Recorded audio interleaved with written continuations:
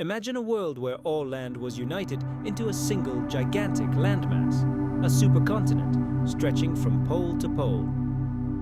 This world was called Pangea, and its history stretches back hundreds of millions of years to the deepest layers of Earth's past.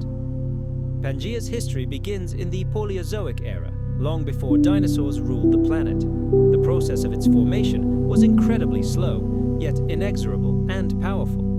It began approximately 335 million years ago during the Carboniferous period. At that time, several ancient continents already existed on Earth, which, driven by deep forces, began their great convergence. Among these vast landmasses, two giants stood out, Gondwana and Laurasia.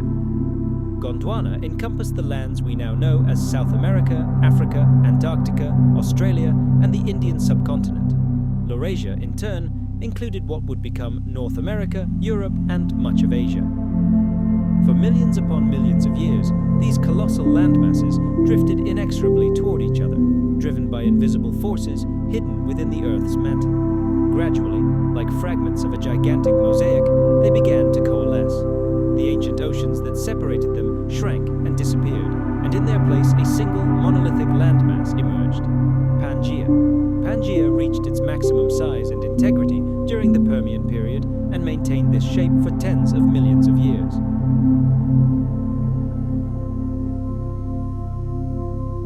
This also led to unusual and powerful weather patterns, including colossal seasonal monsoons that dumped torrential rains on the coasts, but left the continental interior completely dry.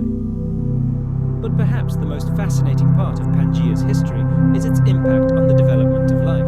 Because all land masses were connected, this had incredible consequences for evolution. During this era, animals could migrate freely across the entire supercontinent. That's why today we find fossils of creatures that once lived together on continents now separated by thousands of kilometers of ocean. Take, for example, Mesosaurus. It was a small freshwater reptile whose fossils have been found in both South America and Africa, though today these continents are separated by the Atlantic Ocean.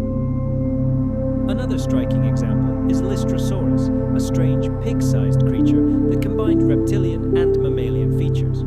Its bones have been discovered in places as far apart as Africa, India, and even Antarctica. These finds provide compelling evidence that these lands were once a single entity, and animals could roam freely across it. The same is true for plants. One of the most famous examples is the prehistoric fern called Glossopteris. Fossils of this plant have been found in South America, Africa, India, Australia, and again, Antarctica. Today, these regions have vastly different climates, from humid tropical jungles to icy deserts.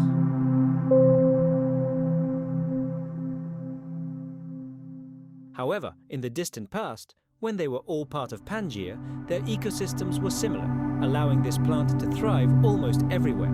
Pangea also played a fatal role in one of the most devastating events in Earth's history, the Permian-Triassic extinction event, sometimes called the Great Dying. This catastrophe occurred approximately 252 million years ago and led to the extinction of nearly 96% of all marine species and about 70% of terrestrial vertebrates. Scientists still debate the exact causes of this cataclysm. Some believe it was triggered by massive volcanic eruptions in Siberia, while others attribute it to extreme climatic conditions on the supercontinent itself. It was likely a deadly combination of both factors. Even after Pangea broke apart, its influence on our world did not end. As the continents drifted further apart, new habitats formed, new mountains, new coastlines, and entirely new climate zones emerged. Life was forced to adapt to these constant changes. New species emerged, capable of surviving in the altered conditions. This ongoing process led to an ever greater diversity of plants and animals on the planet. Pangea's significance is enormous, as it shaped many of the features of the world we see around us today. The arrangement of continents and mountain ranges, the contours of the oceans, and even the distribution of animals and plants across the globe.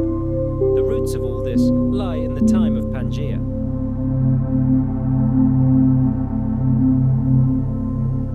No, they were colossal, vast barriers, stretching for thousands upon thousands of kilometers. They stood like impenetrable stone walls, erected by nature itself to seal off the continental interior from the life-giving waters of the ocean. The mechanism of this phenomenon was simple, but its consequences were monumental. Air masses, laden with moisture from the vast ocean expanses, moved inland. But an insurmountable obstacle stood in their way. The wind was forced to climb the slopes of these gigantic mountains. Rising higher and higher, the air cooled, and all the moisture it carried fell to the ground as heavy rain or snow. As a result, the ocean-facing slopes were immersed in greenery. They were veritable oases of life, thriving thanks to the constant rainfall. But once you crossed the mountain range, the scene changed dramatically. A completely different wind swept down from the other side, dry, hot, thirsty for every last drop of moisture. Thus was born a phenomenon scientists call a rain shadow, vast territories doomed to perpetual drought. These colossal, arid regions, where rain was a rare, almost mythical event, didn't simply suffer from a lack of water. It was precisely these rain shadows that created some of the most monumental deserts our planet has ever known, lifeless expanses stretching for thousands of kilometers into the very heart of Pangea. The deserts that reigned at the center of this supercontinent were unparalleled in the modern world.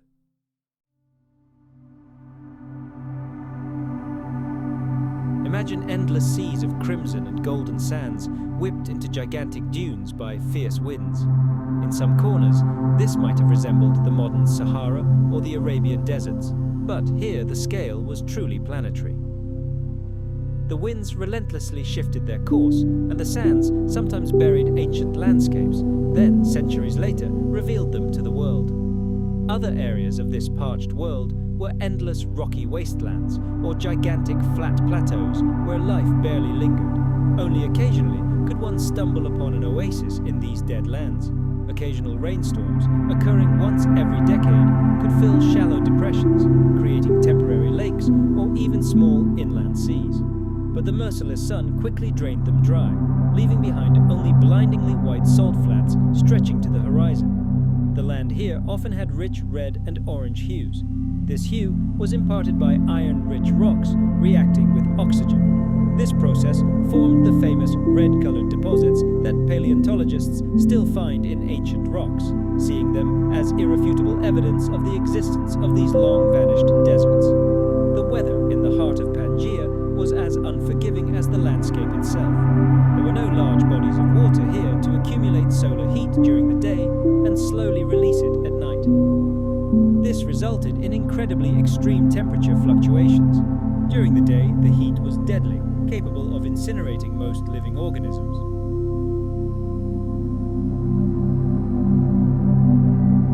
But as soon as the sun disappeared below the horizon, the land rapidly cooled, and the heat was replaced by icy nighttime cold. This colossal temperature difference made survival in these parts a true test of endurance. The swings between daytime and nighttime heat and cold were repeated day after day, and with the arrival of the different seasons, the contrasts became even more stark. Summers were unbearably hot, and winters were piercingly cold and harsh. The air here was thin, dry, and almost always filled with clouds of dust, raised by the incessant winds. But Pangea's influence didn't stop there. The very existence of a single continent, located at the planet's center, altered climatic conditions across the entire planet. When the world was enveloped by a single gigantic ocean, the movement of air and water masses was completely different than today. During the hot summer months, the land heated much faster than the ocean. This created a gigantic low-pressure area over the continent, which, like a magnet, drew in moist air from the sea. This gave birth to super monsoons, colossal seasonal wind systems, many times more powerful than any modern monsoon. Some coastal areas likely experienced torrential rains during these months, but these rains almost never reached the interior of Pangea. By the time the clouds reached the center, they had already released all their moisture, leaving the desert as dry as ever. In winter, as expected, everything happened exactly the opposite.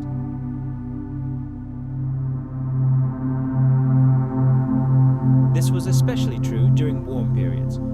global temperatures rose and the water cycle intensified. These giant basins, depending on their location and proximity to moisture sources, could change their appearance seasonally or even over geological time. Over millions of years, these basins could fill with water during wetter periods, turning into inland seas or giant salt lakes. But more often, they remained dry, sun-baked lands where sand, blown by powerful winds, accumulated in thick layers. Over time, minerals were deposited in these sediments, and after the water evaporated, salt crusts formed on the surface, silent evidence of ancient arid eras. With the onset of the Permian period, which lasted from approximately 299 to 252 million years ago, Pangea began to experience the first signs of internal stress. These were the first harbingers of the breakup that would occur much later. The Earth's crust began to slowly stretch and thin in some places, opening the very first cracks in the supercontinent's body. These early faults formed long, shallow basins where water sometimes accumulated, forming narrow lakes or seasonal rivers. Where the cracks ran deep enough, volcanic activity could also occur. Magma erupted to the surface, especially within the massive continent. However, most of the large volcanoes were located on the margins of Pangea, near zones where oceanic crust was being pushed beneath continental crust in a process known as subduction.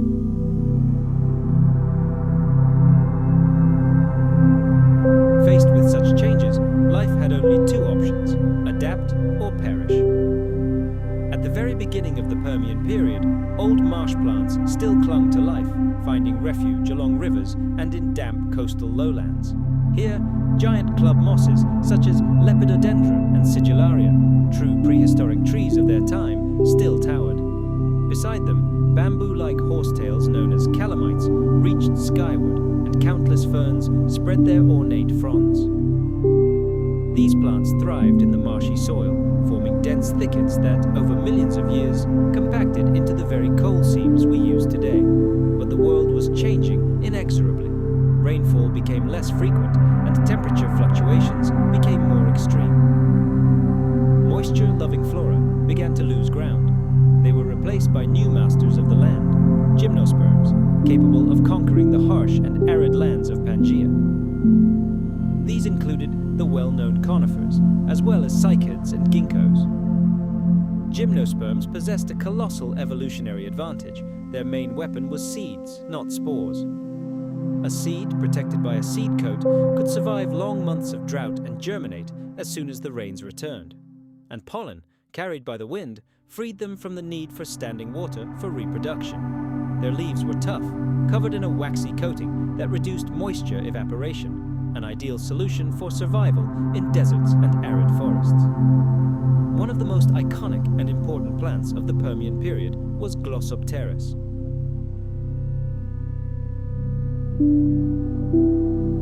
It belonged to a special group of seed ferns that combined characteristics of both. Its broad, tongue-shaped leaves formed dense, vast forests in the southern part of Pangea, a region scientists call Gondwana. These forests stretched across what we now know as South America, Africa, India, Antarctica, and Australia. Fossils of Glossopteris, found on all these continents, now separated by oceans, became Alfred Wegener's trump card when he proposed his revolutionary theory of continental drift. It was these fossilized leaves that helped scientists prove that Pangea once truly existed. Glossopteris forests played a key role in Permian ecosystems. They provided home, food, and shelter for countless animals, especially herbivores who relished their succulent leaves and nutritious seeds. The fauna of the Permian period was no less astonishing and bizarre. This was a time when synapsids reigned supreme on land. It's important to understand. They weren't reptiles in the traditional sense, but they hadn't yet become mammals either. They represented the very evolutionary lineage that would one day lead to us. That's why they're often called thermid-like reptiles. During the early Permian period, a group known as pelycosaurs stood out. Its most famous representative is, of course, Dimetrodon, easily recognizable by the enormous sail of skin on its back.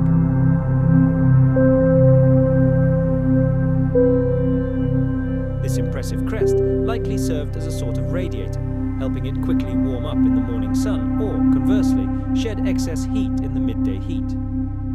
Pelycosaurs ranged widely, from enormous predators to small insect hunters.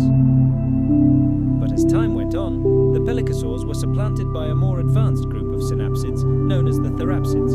These creatures were even more mammal-like, possessing powerful jaws, specialized teeth, and a more advanced gait that allowed them to move efficiently on land. Some of them developed traits and behaviors strikingly reminiscent of modern animals. Among them, a group known as dinocephalians, which translates as terrible heads, stood out. They were among the largest animals of their time. Some, like Esteminosicus, were peaceful herbivores with thickened skulls and strange horn-like bony protrusions. Others were ferocious predators, like Antiosaurus, veritable hunting machines. Their fossils have been found worldwide, from South Africa to Russia, indicating their incredibly widespread distribution across Pangea. Another key group were the dicynodonts, strange, fanged herbivores. They ranged in size from small burrowing creatures the size of a dog to true giants, comparable in mass to a hippopotamus. They had a horny beak for cutting vegetation and a pair of powerful canines, which gave them their name. Lystrosaurus, whose name translates as shovel-toothed lizard, was one of the most successful creatures of its era.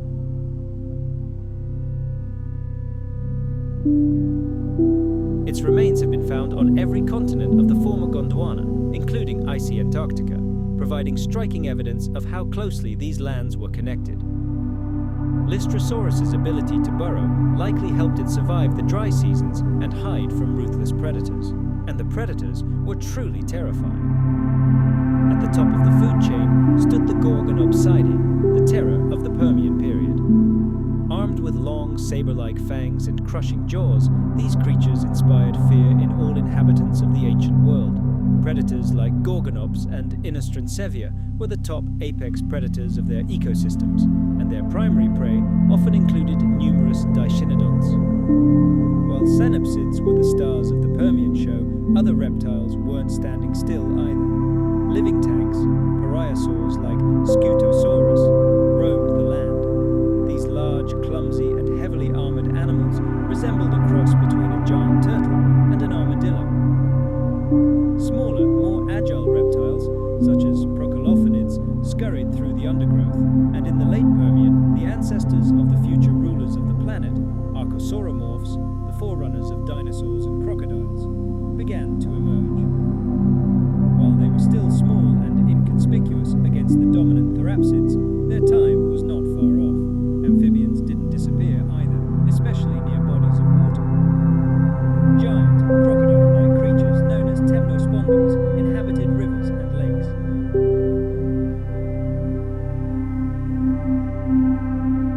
The air was filled with the buzz of myriad insects, ancient cockroaches, dragonflies, and the very first species of beetles flitted through the forests and deserts. So how did this gigantic supercontinent affect all these creatures? Its vast, unified expanse had a profound impact. The enormous landmass created a sharply continental climate. Lifeless, scorching deserts spread across the heart of Pangea, while coastal areas remained wetter. This created enormous evolutionary pressure, forcing plants and animals to adapt to increasingly harsh conditions. At the same time, the lack of oceanic barriers turned Pangea into a gigantic arena for migration. Animals and plants could travel unimpeded for thousands of kilometers. This is why species like Lystrosaurus and the plant Glossopteris were able to spread across vast territories, and today, by finding their fossils on different continents, scientists, like detectives, are reconstructing the past, proving that all these lands were once a single whole. Let's fast forward 250 million years into the past, to the end of the Permian period. The planet held its breath in the face of a catastrophe of truly biblical proportions. What caused this tragedy still remains a mystery to scientists. Perhaps it was fiery volcanic eruptions that covered the sky with ash, or a rapid climate collapse, or perhaps other, as yet unknown factors. Whatever the causes, the consequences were truly apocalyptic.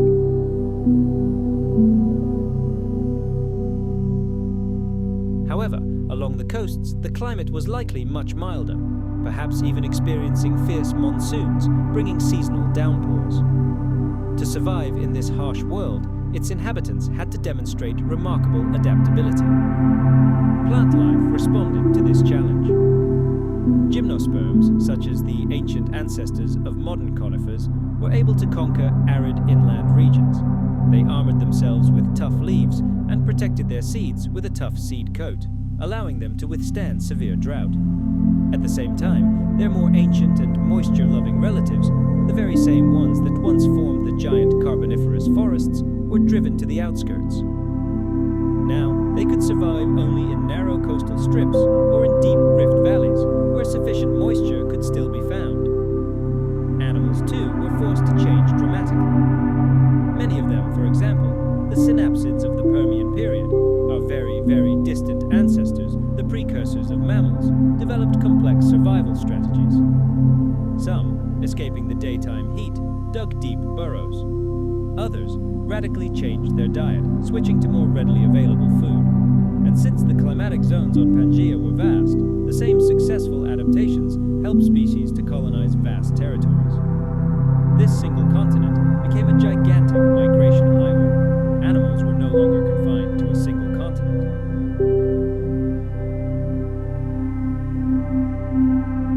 If their habitat changed, if it became too hot or too cold, they could simply pack up and migrate to a more favorable location. One can only imagine how some species traveled thousands of kilometers in search of food, water, and mates. This freedom of movement helped them survive, escaping harsh conditions and following shifting climate zones. However, this also had a downside. Free dispersal led to a sharp increase in competition. Predators could pursue their prey for hundreds of kilometers, forcing herds of herbivores to constantly move. Life on land acquired a new, previously unseen level of complexity. Ecosystems became interconnected into a single network on a continental scale. There was another curious side effect of Pangea's existence. The lack of isolation likely led to fewer new species appearing on the planet. This is because one of the main drivers of evolution is population separation. When groups of animals become separated by oceans, mountains, or other insurmountable barriers, they begin to evolve differently over time. Scientists call this process allopatric speciation. However, on Pangea, there were far fewer such natural barriers than there are today. Sure, there were rivers and mountain ranges, but they weren't enough to isolate populations for long. As a result, species remained genetically related across vast expanses, and they were less likely to follow their own evolutionary paths. This likely led to a decline in overall biodiversity on the planet.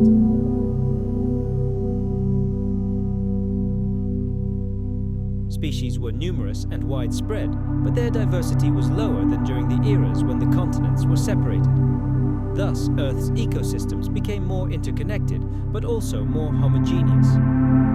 Nevertheless, the emergence of a vast landmass gave a powerful impetus to the development of terrestrial ecosystems, which grew in size and complexity. The balance of power in nature shifted. Whereas the ocean had once been the cradle of life, the epicenter of evolution now moved to land. The Permian period was a time of great innovation. New, astonishing life forms emerged on the continent. One of the most striking groups was the theropsids, sometimes called mammal-like reptiles. These creatures, distant relatives of mammals, thrived in the arid, seasonal landscapes of Pangea. In the plant kingdom, dominance shifted to gymnosperms, conifers similar to the early ancestors of pines. Together, they breathed life into vast expanses, transforming lifeless plains and deserts into dynamic ecosystems. And although life in the ocean continued to develop, it was clear that the main evolutionary events were now taking place on land. However, the same interconnectedness that allowed species to conquer the continent made them incredibly vulnerable to global catastrophes. The entire world became one big house, and if a fire started in this house, it could engulf every room.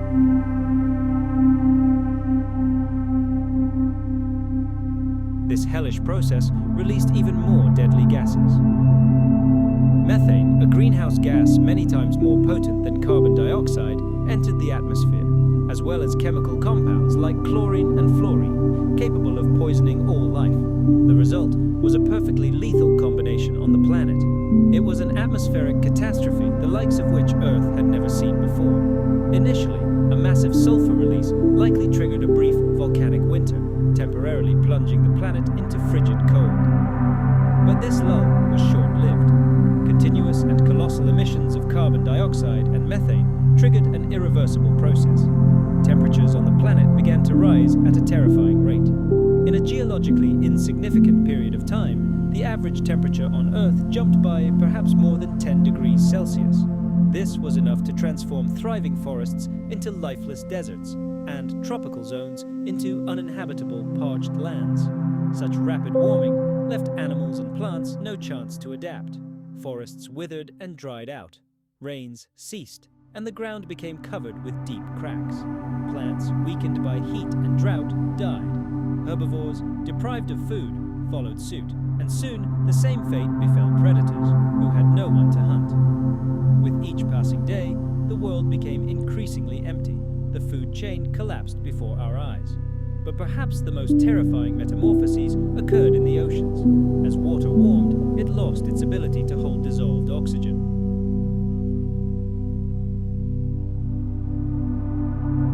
And oxygen is as essential to marine life as air is to us. The warmer the oceans became, the less oxygen they contained, and vast areas of water turned into what scientists today call dead zones. Furthermore, the oceans absorbed excess carbon dioxide from the atmosphere, making the water increasingly acidic. This acidity was a death sentence for many organisms, such as corals, mollusks, and plankton, which built their shells and skeletons from calcium carbonate. In acidic water, this became virtually impossible. Yet these tiny but vital creatures formed the foundation of all marine ecosystems. Now, that foundation crumbled to dust. As oxygen disappeared and acidity increased, marine life perished on an unimaginable scale. Oceans, once teeming with life and vibrant colors, turned into hot, acidic, and virtually lifeless broths. The Permian-Triassic extinction, rightly called the Great Dying, left deep scars and a deafening silence on the face of the planet. Forests became rare, and the oceans stood still. Life did not disappear completely, but it was pushed to the brink of extinction. It took millions upon millions of years for Earth's ecosystems to begin to recover, and for new species to evolve and occupy the empty ecological niches. But even in the face of this unimaginable catastrophe, life clung to its chance. Some species, like the small and resilient Lystrosaurus, managed to survive and eventually spread across the devastated continents.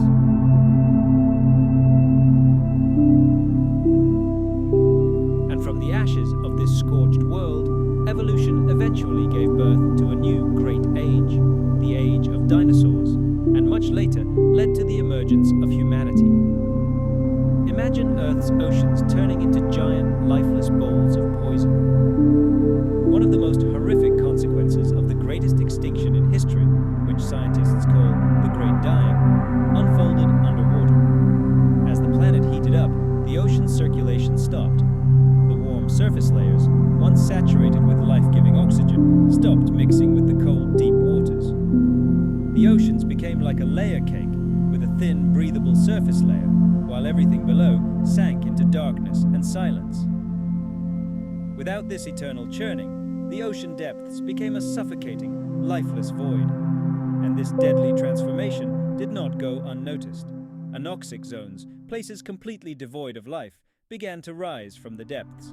Slowly but inexorably, they crept upward toward the shallows, transforming once vibrant marine ecosystems into silent underwater cemeteries. Fish, corals, mollusks, and countless other creatures that once inhabited these waters began to die in colossal numbers. But the nightmare didn't end there.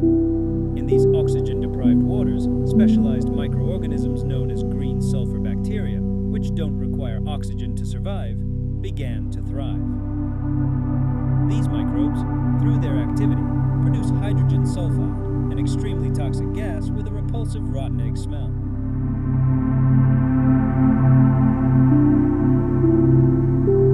massive amounts of this gas accumulated in the oceans, a new round of horror began. This condition is known as euxinia. When the water is deprived of oxygen and simultaneously poisoned by hydrogen sulfide, the oceans are no longer simply lifeless. They become actively lethal to all life. Geologists are finding traces of this nightmare in rocks all over the world. They are discovering ancient layers of black shale, rich in organic matter and sulfur, the imprint of a time when the waters were deadly poisonous. It's as if the Earth has preserved in its rocky annals the memory of that era when the oceans darkened, became fetid, and brought death to almost everything that lived in them. The consequences were truly apocalyptic. Everything died, from the tiniest plankton to giant coral reefs, from large fish to the apex predators of the deep. Some were poisoned by hydrogen sulfide, others simply suffocated. Even the thermocline, the invisible boundary separating warm surface waters from the cold depths, shifted toward the surface. This natural barrier was destroyed. Surface waters, once oases of life, turned into death zones. Ocean ecosystems that had taken millions of years to build were destroyed practically overnight. And then things got even worse. Many scientists believe the hydrogen sulfide didn't stay in the water. Some of this toxic gas escaped from the ocean and entered the atmosphere.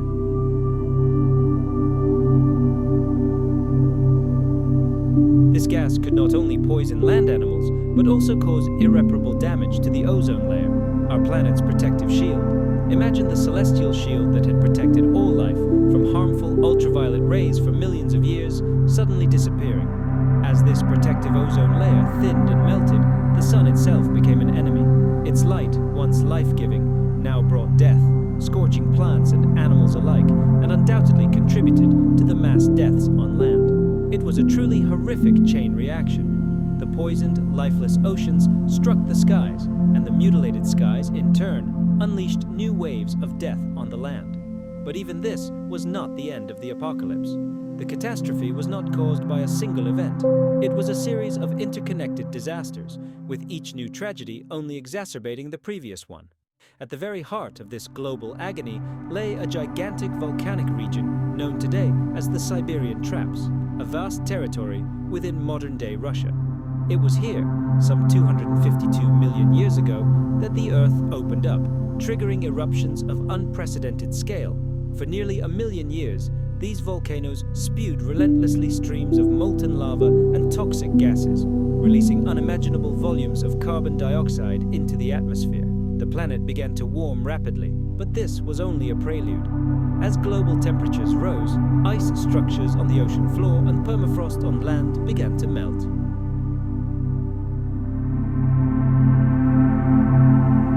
Blastoids, distant relatives of sea lilies, also became extinct.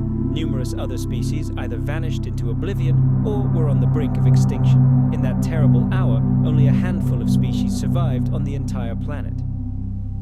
On the continents, giant predators like the fearsome gorgonopsids were completely exterminated.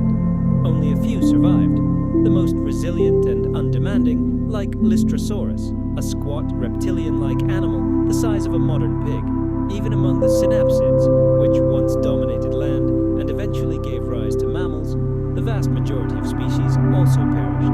The entire complex web of life, built over millions of years, simply collapsed. Scientists call this process selective extinction. Some organisms manage to adapt to the inferno, lack of oxygen, or acidified water, but for most, this proved impossible. Those that survived did so only through dumb luck, incredible endurance, or some unique trait. When the worst of the catastrophe had passed, Earth plunged into a period of deathly oppressive silence. The early Triassic period had arrived, a time paleontologists sometimes call the dead zone. Life on the planet was reduced to a few lucky species.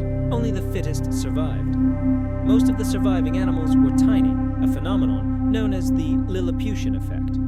Larger creatures simply couldn't cope with the harsh conditions of the new world.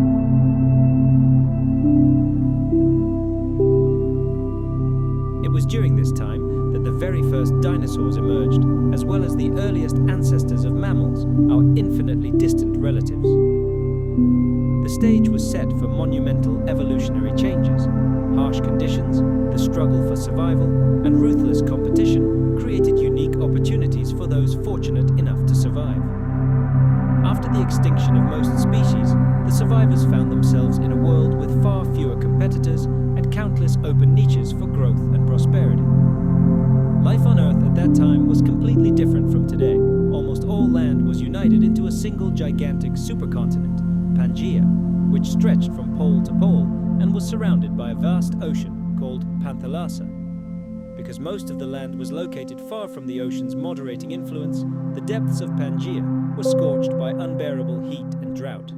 Vast areas were covered in deserts, scorched by the merciless sun. However, coastal regions were not completely devoid of moisture.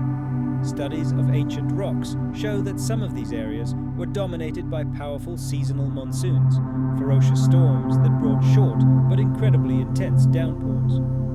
Throughout the Triassic period, the planet's climate remained very warm. There were no ice caps at the poles, and the ocean waters were warm and calm, still recovering from the Great Dying. The lack of cold currents led to low oxygen levels in the water, which created serious difficulties for marine life.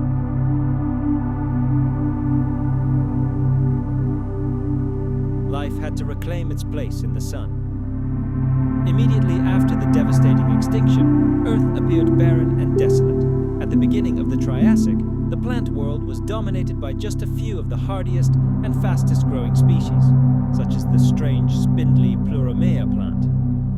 Pleuromaea, a type of primitive fern. However, as time passed, life gradually recovered. By the middle and end of the Triassic, the planet was once again covered in dense forests. Tall conifers, cycads, palm-like plants, and ginkgo spread across the landscape, providing shelter and food for a growing diversity of animals. These forests became the foundation for the rebirth of complex food webs and healthy ecosystems.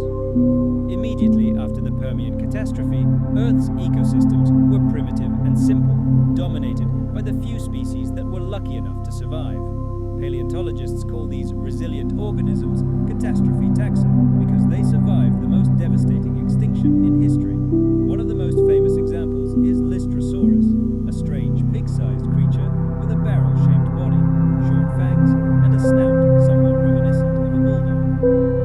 Lystrosaurus was a member of the Dicynodonts, a group of herbivorous animals from the order Synapsid, distant relatives of mammals.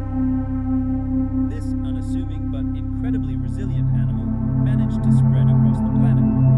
Its remains are found everywhere.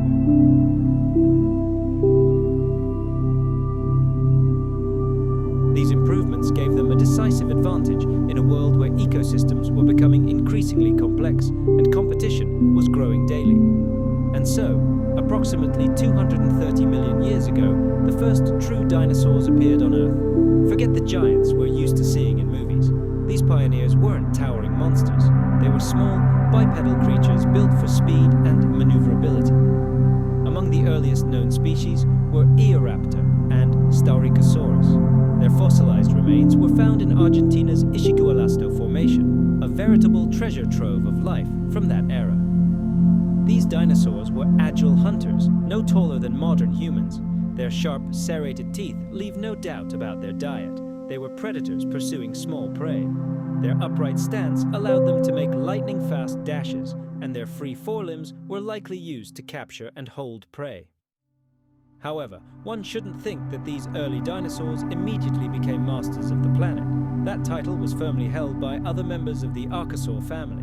While dinosaurs were only just taking their first steps on their evolutionary path, another group reigned supreme on Earth: Pseudosuchians, ancient relatives of crocodiles. And this group was astonishingly diverse. Phytosaurs inhabited rivers and lakes. They resembled crocodiles in appearance, but their nostrils were positioned high on their heads, allowing them to breathe while almost completely submerged.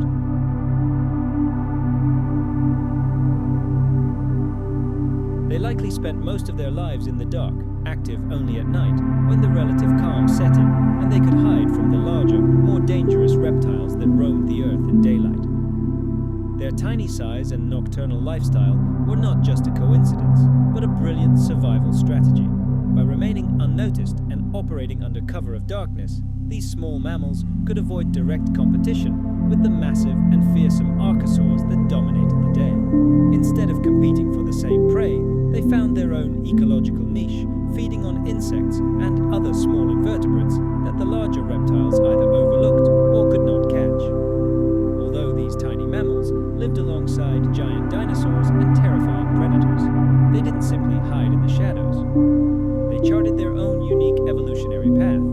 During this time, they developed the very traits that would one day define the entire mammal family: warm-bloodedness, the ability to nurse their young, incredibly sensitive hearing, and a proportionally large brain relative to their body size.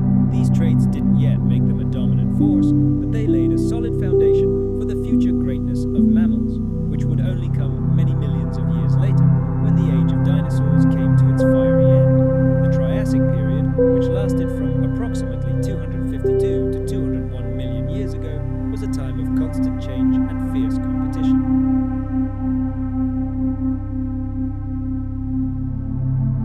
Earth was still recovering from the most apocalyptic mass extinction in its history, and life slowly but surely filled the voids left behind. Throughout the decades of the Triassic, a diverse group of reptiles known as pseudosuchians dominated the land. These ancient creatures, distant relatives of modern crocodiles, came in a variety of unimaginable shapes and sizes. They dominated the ecosystems of their time, occupying niches as both top predators and large herbivores. Lurking in rivers and lakes were enormous phytosaurs, strikingly similar to crocodiles, but actually belonging to an entirely different lineage of reptiles. These aquatic predators were the true kings of freshwater bodies. On land, the atosaurs dominated, clumsy herbivores clad in thick armor, like living fortresses. They were a formidable force, capable of holding their own. Then came the Rauisuchians, fast and powerful hunters, true land terrors. These carnivorous reptiles terrified all land dwellers, often surpassing in size the early dinosaurs with whom they shared their world. At this stage in history, dinosaurs were still too small and few in number to pose serious competition. They weren't yet the masters of the land, but they were already confidently occupying their niches, easily adapting and finding sustenance where larger reptiles weren't interested. They could be scavengers, hunters of small prey, or omnivores that wouldn't attract the attention of the giants.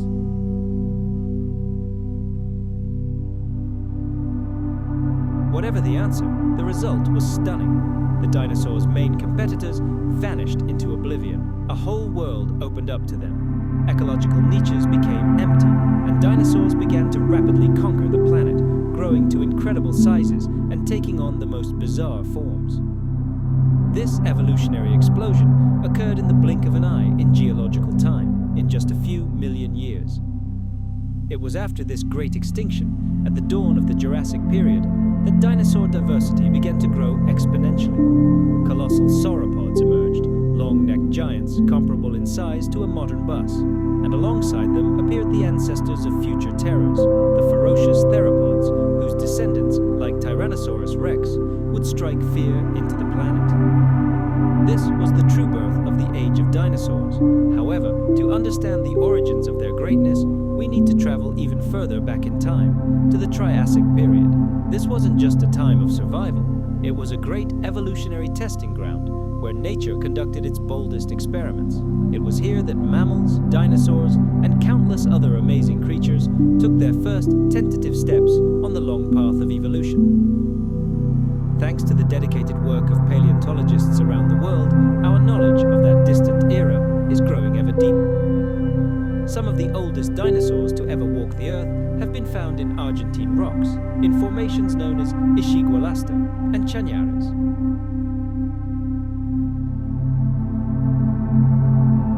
And ocean life itself was thriving off the coast. Marine fossils, coral reefs, and shell deposits along ancient shorelines paint a picture of a thriving and dynamic ecosystem. Ocean currents, whose precise routes scientists are still trying to reconstruct, helped distribute heat and moisture across the supercontinent, making coastal life comfortable and diverse.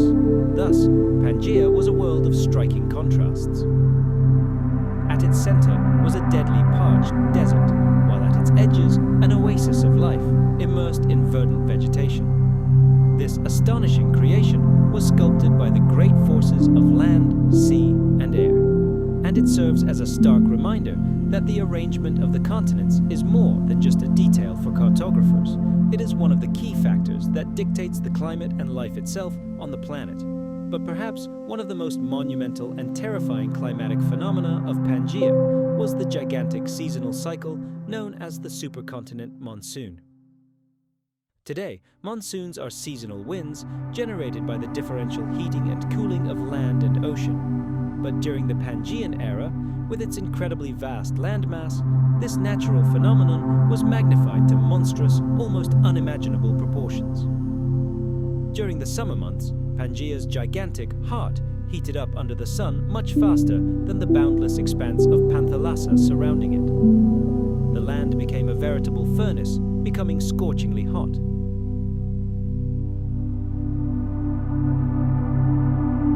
However, this wasn't the only climatic miracle associated with Pangea. Around the same time this supercontinent formed, our planet was plunged into the embrace of a great glaciation known as the Late Paleozoic Ice Age. And this wasn't just a brief cold spell in one region. No, it was a planetary-scale event that encased vast swathes of land in a thick sheet of ice. This ice age began over 300 million years ago, when the vast southern portion of Pangea, the continent of Gondwana, which included what would become Africa, South America, Antarctica, Australia, and India, slowly crept over the South Pole. When these colossal landmasses found themselves at the coldest point on the planet, the snow that fell in winter ceased to melt during the summer months. Year after year, century after century, the snow cover accumulated, compressed under its own weight, turning into massive glaciers and ice sheets several kilometers thick.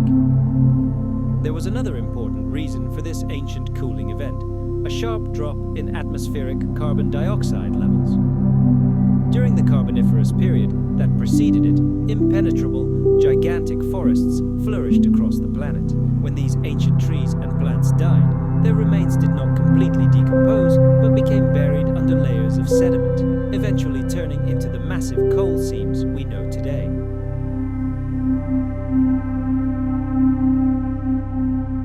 Thus, a gigantic amount of carbon was forever locked away within the Earth's crust, leading to a sharp decline in atmospheric CO2 concentrations. And when levels of this greenhouse gas fell, global temperatures followed suit, giving glaciers the green light to advance further. There were other factors that added fuel to this global cooling. As continents shifted and merged, ocean currents changed. Some sea routes became blocked, disrupting the usual distribution of heat across the planet and allowing even more ice to accumulate at the poles. Scientists are finding evidence of this ancient glaciation all over the world, especially on all continents of the southern hemisphere. Geologists are discovering tillites, special rocks composed of debris, clay, and sand that the glacier dragged along like a bulldozer. In many places, they also find so-called glacial grooves, deep scratches on rock surfaces left by rocks frozen into the base of the advancing glacier. The slow but inexorable movement of these ice sheets carved characteristic U-shaped valleys into the landscape, and the crumbling rocks and giant boulders that broke off from melting icebergs and fell to the seafloor only add to this picture of icy apocalypse. Millions of years later, Pangea began its slow northward drift. The ice sheets began to melt, and Earth entered a new, warmer phase of its history, spanning the Triassic and Jurassic periods.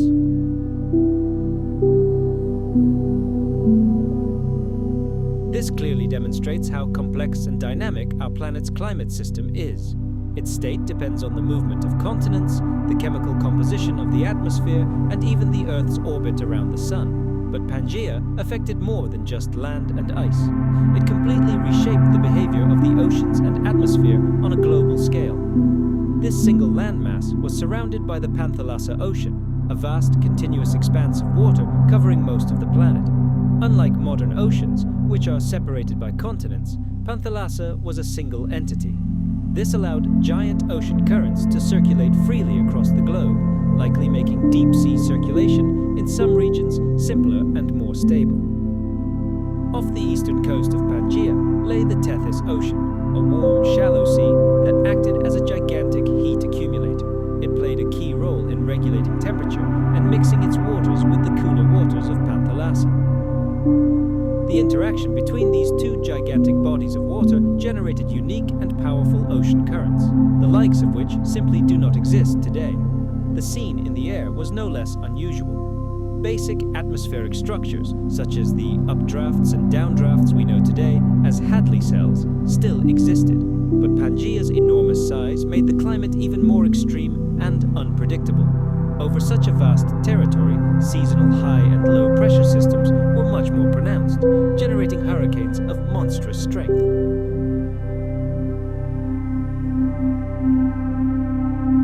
It's also a tale of how, over time, this monolithic structure was torn apart. Like the great supercontinents that came before it, Pangea wasn't built to last. It was destined to slowly but inexorably disintegrate, driven by powerful invisible forces swirling deep within the Earth. These forces, known as plate tectonics, are continually reshaping our planet, slowly but with an unstoppable persistence. However, Pangea didn't break apart overnight as a result of some sudden catastrophe. Its disintegration was a slow, painful drama, stretching over tens of millions of years. This long rupture began approximately 200 million years ago, at the end of the Triassic period, and continued throughout the Jurassic. The first signs of the coming changes were quiet and almost imperceptible. Deep beneath the Earth's crust, monstrous pressure began to build. Then the planet's surface began to bulge slightly, like a gigantic beast taking a deep breath before roaring. And finally, the Earth's crust gave way. It began to crack, forming enormous fissures. Here, on the surface of this gigantic supercontinent, we see colossal rift valleys. These are not just cracks, but deep, unhealing scars that stretch for thousands of kilometers. To understand why our world looks the way it does, with its familiar continental outlines and boundless oceans, we must unravel the greatest mystery of all. What caused the mighty Pangea to break apart?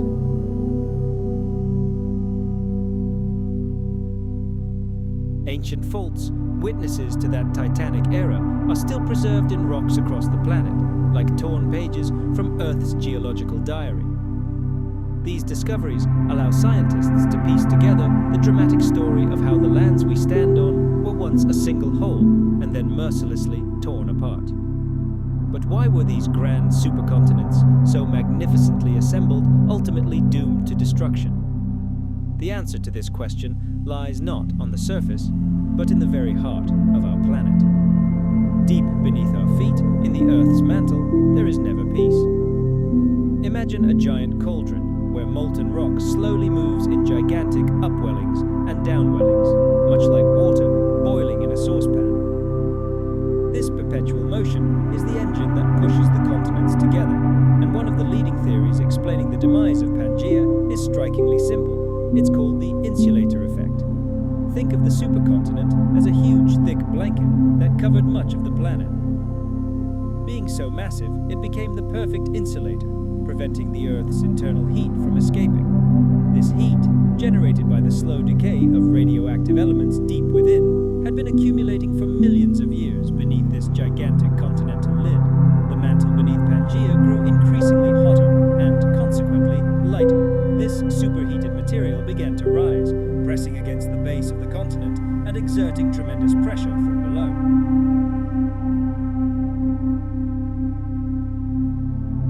It was most likely this fiery impact that finally weakened the crust of Pangea and provided the decisive impetus for the continental drift apart. In our modern world, plate movement is primarily driven by other forces, for example, by so-called slab pull, when heavy oceanic plates sink into the mantle, or by ridge pressure, where new crust is born. Today, this process, known as rifting, is actively underway along mid-ocean ridges.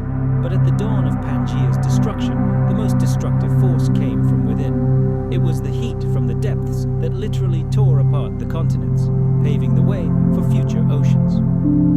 The first steps of this great rift were not sudden. the oceans did not appear overnight.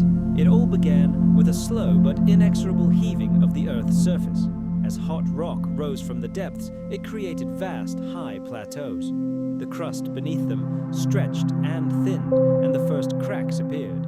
Over time, these cracks developed into a network of faults, along which entire blocks of the Earth's crust, like giant ice flows, began to move up and down. The collapsed blocks formed so-called grabens, long, extended valleys, and the uplifted areas became chorsts, ridges rising along the edges of these valleys.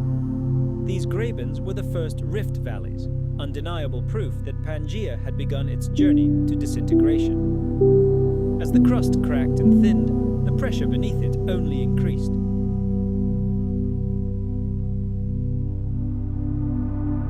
It was this pressure that eventually led to the formation of new ocean basins, which eventually filled with water. The mantle beneath the faults rose, melted, and turned into magma. This fiery, molten rock rushed upward through the cracks, triggering violent volcanic eruptions. These eruptions brought gigantic lava flows, known as trap basalts, to the surface. They covered vast areas, creating bleak, lifeless plains of solidified rock. The most striking example of this is the aforementioned Kemp province, where colossal fields of ancient lava can still be seen today. These eruptions clearly demonstrate the incredible amount of heat erupting from the depths, a sure sign of a planet-scale geological catastrophe.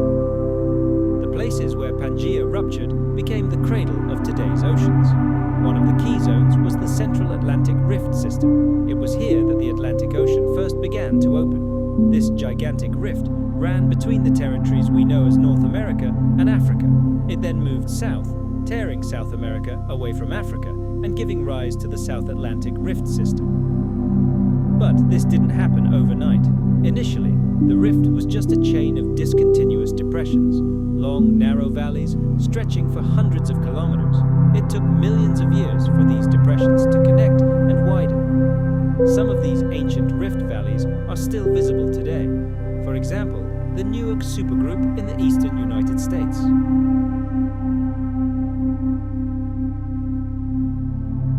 Here, layers of ancient fluvial and lake sediments are mixed with solidified lava and volcanic ash, a veritable rock record telling the story of the continent's breakup. A similar process occurred further south, eventually separating South America and Africa. To see the modern version of this monumental process, just look at a map. Scientists studying the ancient rift often turn their gaze to the East African Rift System. This is where the African continent is literally tearing itself apart before our eyes. In East Africa, we see the same signs. Vast uplifted tracts of land, deep faults, grabens and horsts, chains of active volcanoes, and elongated lakes filling valleys. It is a living natural laboratory, demonstrating that the same forces that destroyed Pangea continue to operate today. However, it's important to understand that not every rift becomes an ocean. Some begin to rift, but never fully do so. These failed rifts, or aulacogens, are like forgotten scars on the planet's surface, places where destruction began but was never fully completed. Over time, such zones typically fill with thick layers of sediment and can sometimes be reactivated by new tectonic forces. Some of these failed rifts play an important role in the modern world.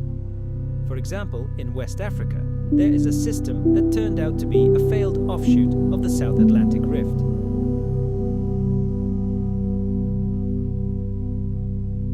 And in the central United States, there is a rift that is the remnant of an even more ancient ocean that existed long before Pangea. These failed rifts, like time capsules, preserve the Earth's geological history and often contain valuable resources such as oil and natural gas.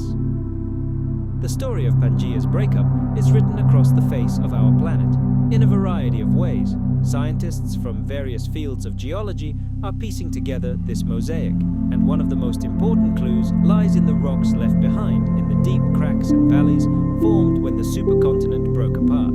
These valleys, like milestones in Earth's history, allow us to peer into the past and understand how our world formed. So-called rift valleys began to form as the crust stretched. As they sank deeper, they created vast basins that filled with silt, sand, and and gravel, becoming home to entire river and lake systems. Layers of sedimentary rock accumulated in these valleys over millions of years. Rivers and lakes left behind sandstone, shale, and conglomerate, all fossilized sediments that once settled on the bottoms of these bodies of water. One of the most distinctive features of these deposits is the so-called red layers, easily recognized by geologists by their reddish hue. This color is imparted by iron minerals that simply rusted in the open air. Their color is a significant clue, revealing the hot and arid climate of that era, very similar to that of modern deserts.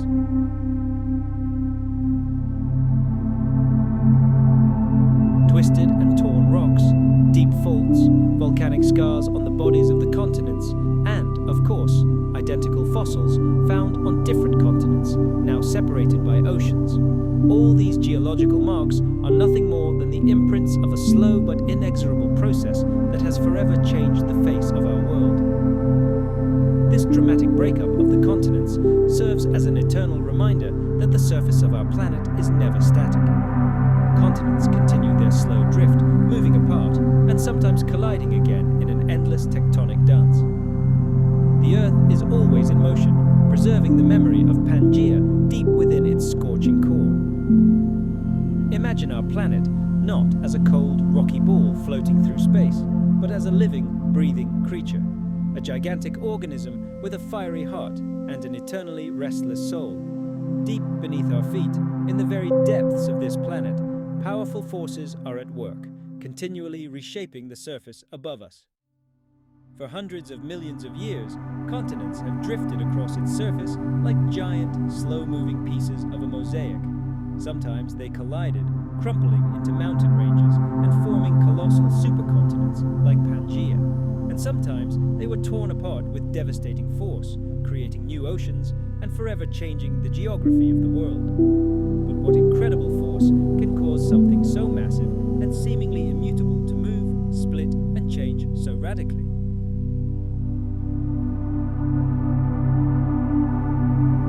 What mysterious mechanism, hidden from our sight, unseen, controls the destinies of entire continents? Many scientists today agree that the answer to this question lies in the fiery depths of the Earth, in the gigantic flows of molten magma known as mantle plumes and hotspots. These geological phenomena are not just random anomalies, they are true internal furnaces of our planet, radiating colossal amounts of heat rising from its depths.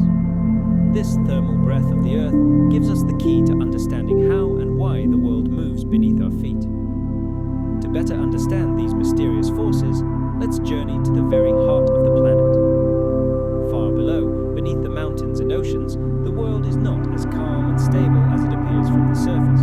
The Earth's interior is a seething cauldron of heat and incredibly slow motion. Between the solid crust we walk on and the super-hot liquid outer core lies a vast layer called the mantle. It extends thousands of kilometers deep and, over geological time, behaves not like solid rock, but rather like an extremely thick and viscous liquid. The mantle is in constant, albeit incredibly slow motion, which scientists call convection. Imagine a giant cauldron of very thick soup, slowly simmering. Hot currents from the bottom rise, while cooler, denser ones sink to be heated again. The same thing, only on a planetary scale and in slow motion, happens in the Earth's mantle.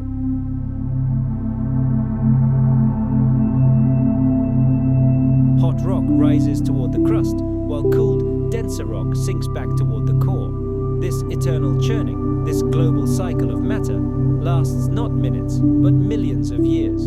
The mantle plumes in this image are giant columns of abnormally hot rock that push upward through this slowly moving mass. Most geologists believe these plumes originate at a mysterious boundary deep within the planet, where the mantle meets the Earth's outer core. This hidden zone, located at a depth of almost 3,000 kilometers, is known as the D layer, D2 primes. Temperatures here reach unimaginable levels, comparable to those on the surface of the Sun. In this hellish inferno, some sections of the mantle become so hot that they become less dense. It can be compared to a hot air balloon. The heated air inside becomes lighter than the cold surrounding air, and the balloon rises upward. Imagine the hidden force that shapes our planet. It is behind the most monumental and terrifying natural phenomena, devastating earthquakes, fiery volcanic eruptions, the birth of colossal mountain ranges. This same force in prehistoric times determined the migration routes of ancient animals and the spread of giant ferns across the globe. Underlying all of this is the theory of plate tectonics. It posits that the Earth's rigid outer shell, which we call the lithosphere, isn't a monolithic shell at all.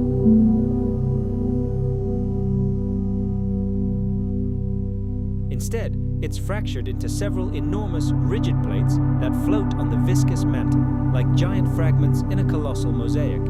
These tectonic plates are in constant, yet incredibly slow motion. We can't detect this movement with the naked eye, as it moves at a rate of just a few centimeters per year, about as fast as our fingernails grow. Some of these plates support entire continents, while others form the ocean floor. And when these titans collide, their interaction can unfold in three main ways. The first scenario is divergent boundaries. Here, the plates slowly move away from each other, and hot, molten rock from the depths of the Earth rushes into the resulting crack. As it rises, it cools and solidifies, creating new crust. This is how, in the eternal darkness of the ocean depths, the colossal underwater mountain ranges known as mid-ocean ridges are born. The second, far more dramatic scenario involves convergent boundaries, places where plates collide head-on. If two continental plates are involved in this battle, their edges fold, rising skyward and forming the world's greatest mountain ranges, such as the Himalayas. But if an oceanic plate collides with a continental plate, the denser oceanic plate begins to dive beneath the continent, sinking back into the planet's scorching interior.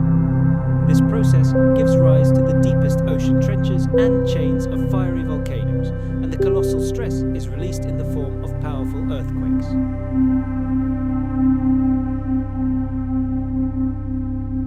Finally, the third type of interaction is transform faults. These are zones where plates neither collide nor move apart, but slide side by side. This titanic friction generates incredible stress along the fault lines. When this stress is released in an instant, the Earth shakes in an earthquake. The most striking example of such a fault is the famous San Andreas Fault in California. But what force drives these giants? The answer lies deep beneath our feet, in the Earth's mantle. Imagine a giant cauldron of boiling soup on the stove. Heat emanating from the planet's core warms the lower layers of the mantle, making them less dense and causing them to rise. Near the surface, they cool, become heavier, and sink back down. These slow circular currents, called convection currents, act like a giant engine, slowly but inexorably dragging the tectonic plates along the surface. However, this astonishing theory did not emerge overnight. The path to its acceptance was long, arduous, and full of astonishing insights. Fast forward to 1880, when a man destined to change our understanding of the planet was born, the German scientist Alfred Wegener. He was not a geologist by training, but his keen, open mind and incredible powers of observation allowed him to see what others had overlooked. Around 1912, Wegener unveiled his revolutionary and daring idea, which he called the theory of continental drift.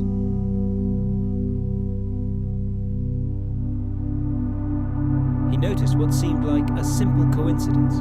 The outlines of the east coast of South America and the west coast of Africa fit together almost perfectly, like two pieces of a jigsaw puzzle. This observation sparked a question in his mind. What if these continents were once a single entity?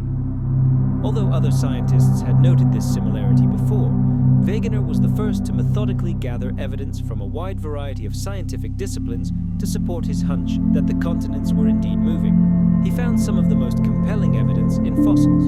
He noticed that fossils of the same species are found on continents separated today by thousands of kilometers of ocean. For example, the freshwater reptile Mesosaurus was found only in South America and South Africa.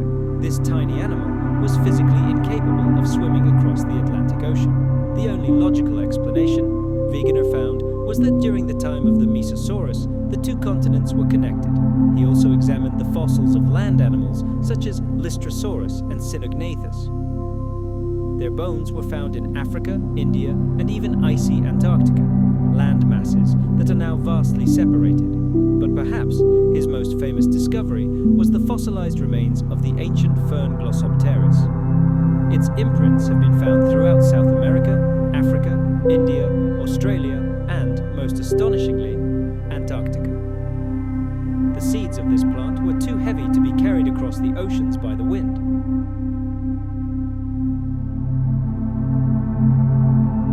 Its widespread distribution could only be explained in one way. All these continents were once part of a single gigantic supercontinent. Wegener didn't stop there and turned to geology.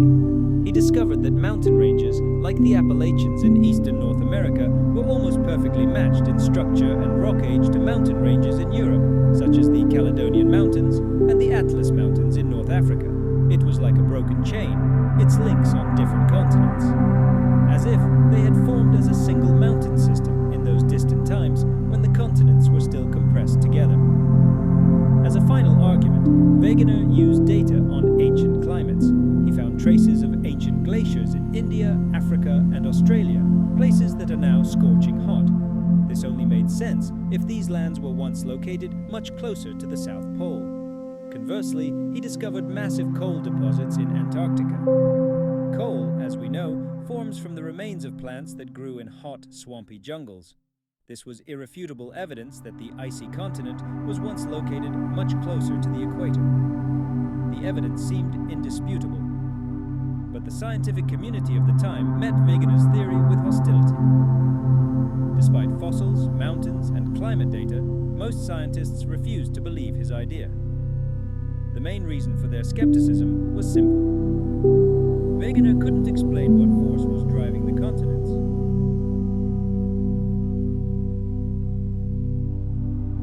He suggested that the continents might have ploughed their way through the ocean floor, or that they were pulled along by the forces of Earth's rotation and the Moon's gravity. However, physicists quickly proved that these forces were negligible and incapable of moving such colossal landmasses. Without a clear mechanism for movement, his theory seemed like science fiction. Furthermore, the fact that Wegener was not a professional geologist worked against him. Many members of the scientific establishment considered him an amateur and an outsider, and his ideas were treated with disdain. For many years, Wegener's brilliant theory, ahead of its time, was consigned to oblivion. But everything changed in the 1950s and 1960s. A new era of scientific discovery provided scientists with the missing keys to this great mystery, ultimately proving Alfred Wegener right. One of the key breakthroughs was the discovery of seafloor spreading. Two scientists, Harry Hess of the United States and Robert Dietz of Canada, hypothesized that new oceanic crust is constantly being formed at mid-ocean ridges. Molten rock from the mantle rises, cools, and slowly pushes older crust away from the ridge like a giant conveyor belt. But the most compelling, truly irrefutable evidence came from the study of paleomagnetism, the ancient record of Earth's magnetic field.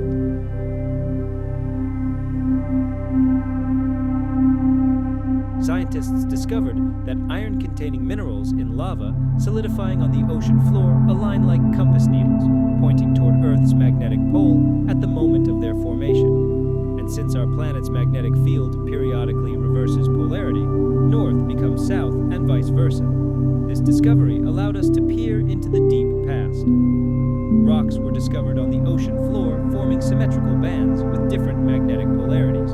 One band with normal polarity, then one with reversed polarity, then one with normal polarity again, and so on. These bands were perfect mirror images of each other on either side of the mid-ocean ridges.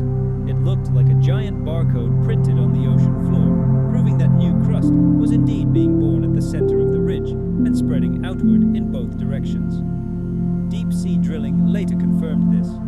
The farther from the ridge the rock samples were taken, the older they were. Along with these discoveries, modern science has armed itself with powerful new tools that have provided definitive proof of continental movement. Chief among these is the Global Positioning System, or GPS. Using a network of satellites orbiting high above the Earth, scientists have gained the ability to measure the movement of tectonic plates with incredible precision, down to a few millimeters.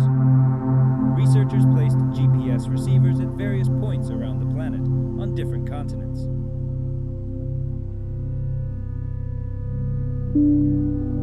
This allowed them to track these points slowly shifting in real time. And although these changes are tiny, they are constant. These ultra-precise measurements left no doubt. The Earth's crust is indeed moving, exactly as predicted by plate tectonics. Even the most skeptical, who once scoffed at the idea, were forced to acknowledge the irrefutable evidence received from space. But GPS isn't the only source. Since the time of Alfred Wegener, scientists have made giant leaps in the study of rocks. Today, they use advanced radiometric dating methods to determine the age of geological layers with extreme precision. This allows them to compare rock formations on one continent with their twins on another, proving that they were once a single entity. Deep within our planet, where the molten core meets the mantle, incredibly powerful processes begin. Superheated to inconceivable temperatures, rock becomes slightly less dense than the surrounding substance. Obeying the fundamental laws of physics, it begins its monumental, slow ascent toward the Earth's surface. This rise is anything but chaotic. On the contrary, it is strikingly orderly. Imagine a gigantic mushroom grown from fire and rock. Its long, thin stalk extends for thousands of kilometers from the very depths of the planet, and at the top adorns a huge, flattened cap. This gigantic head of the mantle plume, as scientists call it, can reach hundreds and sometimes more than 1,000 kilometers across.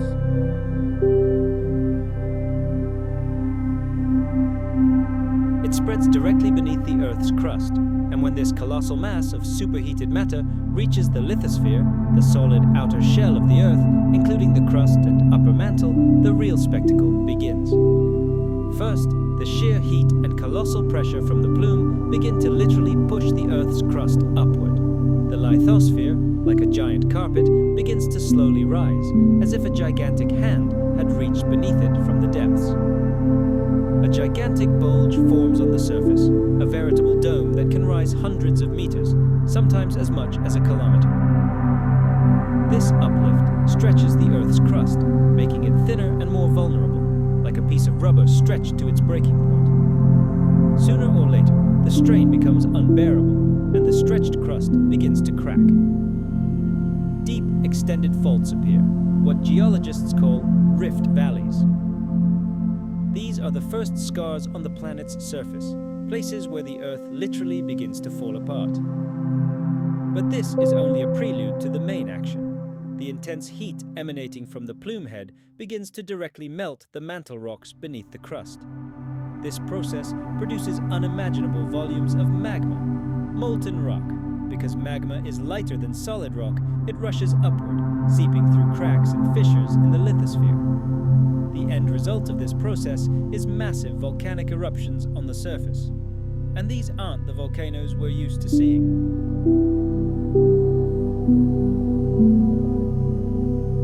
Many hotspots, such as the famous one beneath the Hawaiian Islands, have a unique feature. They remain virtually motionless deep within the Earth's mantle.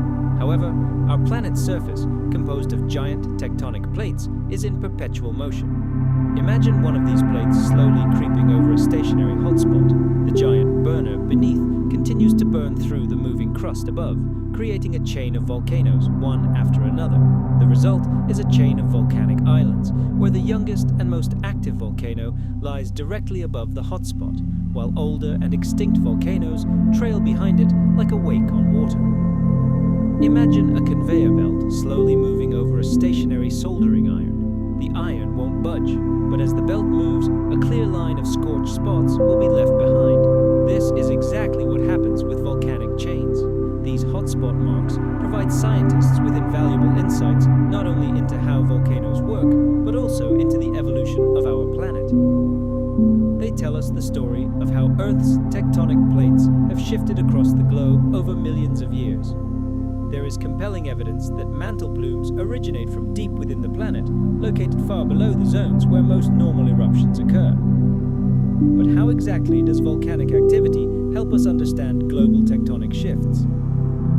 The answer lies in the scale, strength, and location of these eruptions.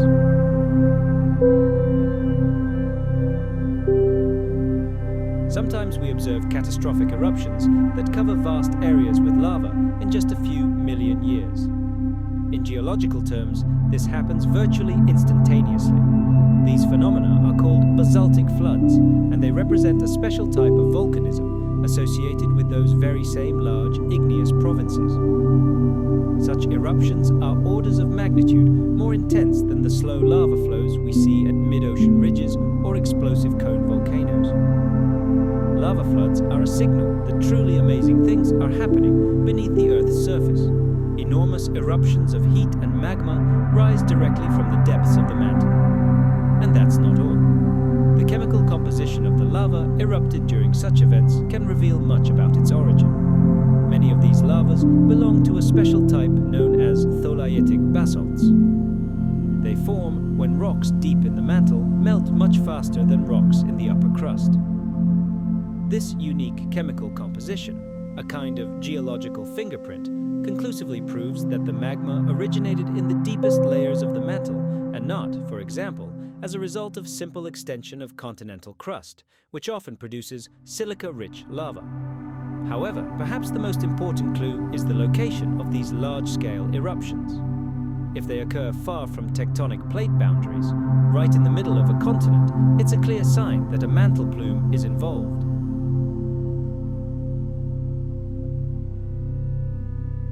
After all, the vast majority of volcanoes on Earth are located at plate boundaries, where plates collide, move apart, or slide past each other. When volcanism occurs right in the center of a tectonic plate, it almost always means that a powerful flow of hot magma has forced its way to the surface, uplifted the Earth's crust, and caused it to crack. This is precisely what happened during the early stages of Pangea's breakup. Around 200 million years ago, gigantic lava flows erupted across what would later become parts of North and South America, Africa, and Europe. These lava flows became a dire omen for the entire planet, a signal that Pangea was beginning to disintegrate under the impact of colossal internal pressure. Typically, this process follows a specific pattern. First, the rising mantle flows into the lithosphere, causing the Earth's crust to bulge upward and stretch. This stretching forms the aforementioned rift valleys, which resemble deep scars or trenches. Then, as the crust thins and the temperature beneath it rises, massive volcanic eruptions begin. Enormous masses of magma erupt to the surface in the form of massive lava flows, creating what is known as a lava flood. This intense volcanic activity becomes a tipping point. The Earth's crust reaches a critical point, its structure begins to collapse, and all the conditions are in place for the formation of new ocean basins.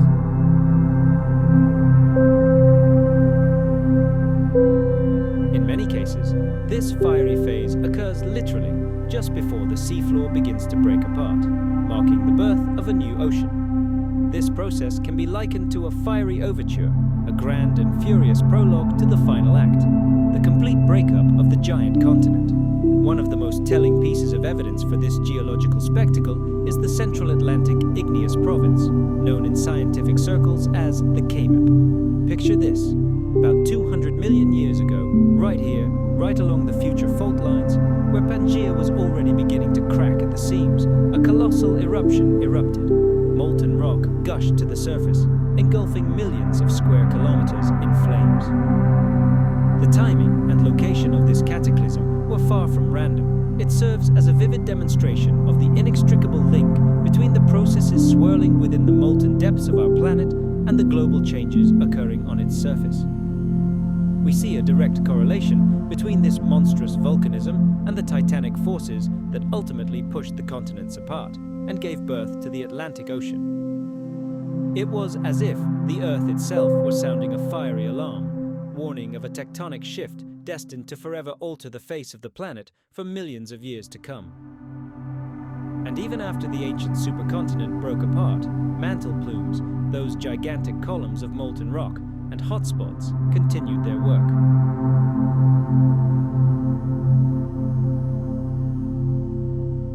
This process will inevitably lead to the birth of new oceans and open a completely new chapter in the endless, ever-changing history of our world. Let's travel back hundreds of millions of years.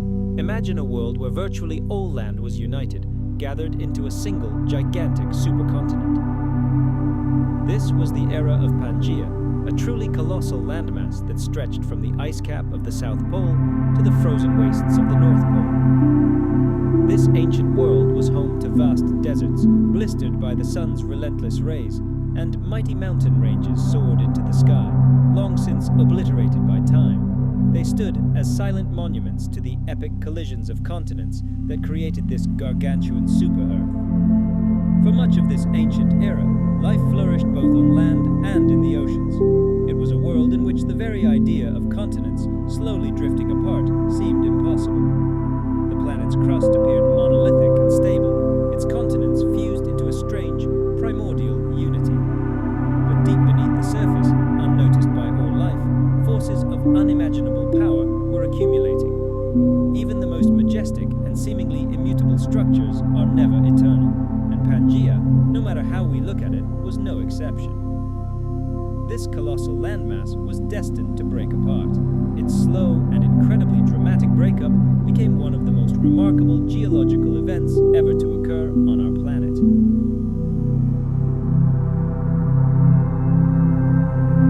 It was not an instantaneous process. It spanned millions of years, filled with tension and cataclysms. The key moment in this captivating story was the birth of the Atlantic Ocean, which began with one of the most massive volcanic events in Earth's history, the formation of the Central Atlantic Igneous Province, a veritable ring of fire. However, before we delve into this fiery beginning, let's look at how Pangea came into being in the first place. Pangea didn't appear out of nowhere. For tens of millions of years, ancient continents drifted across the planet, colliding and merging with one another like giant ice floes, eventually forming a single landmass. Approximately 300 million years ago, these collisions united almost all land into a single colossal block. The emergence of the supercontinent Pangea had a profound impact on Earth's climate, the paths of ocean currents, and, of course, the entire course of evolution. However, beneath its massive half-world spanning cover, destructive forces lurked.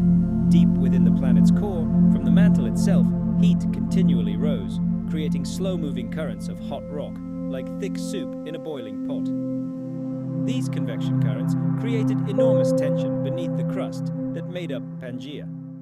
Over time, this tension became so intense that the surface began to feel pressure from within. At first, the signs of the coming changes were subtle. Pangea didn't explode or suddenly split apart.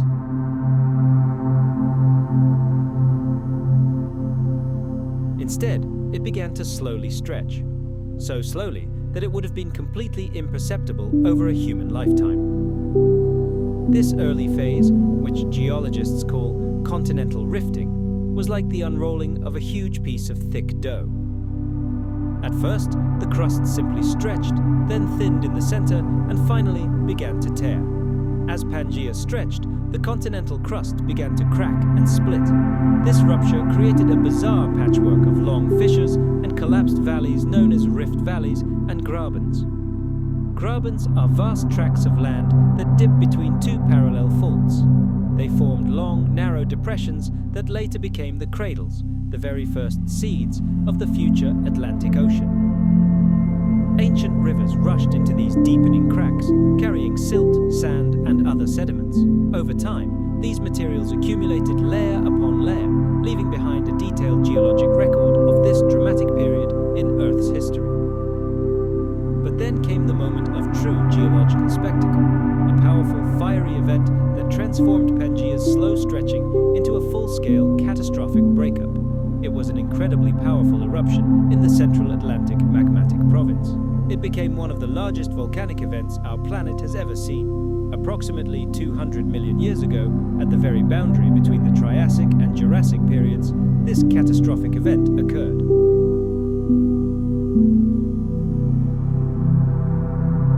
This fresh rock slowly drifted apart, pushing apart the ancient continents. This process is known to science as seafloor spreading. As the continents began their slow drift apart, the thick crust beneath them could not withstand the enormous stress and finally cracked. And so, from the depths of the planet, from its lower reaches, a stream of hot mantle material rushed upward. As it rose, the pressure dropped, and this rock melted, forming new, young crust right at the center of the rift. Thus, slowly, painfully, in fire and heat, new oceans are born. The ancient young Atlantic likely bore a striking resemblance to today's Red Sea. It was the same elongated, narrow body of water beneath which lay hot, newly formed crust, and at its center, volcanic activity raged. The Atlantic Ocean didn't emerge overnight. Its birth was a long, gradual process. The rift originated somewhere in the central region, and over time, like a spreading crack in glass, spread further north and south. One of the first harbingers of this titanic event was the formation of the Central Atlantic Igneous Province, a vast region engulfed in unprecedented volcanic activity. It was this fiery province that marked the first major split between North America on one side and the future Africa and South America on the other. As this rift continued to grow, the Atlantic Ocean inexorably expanded.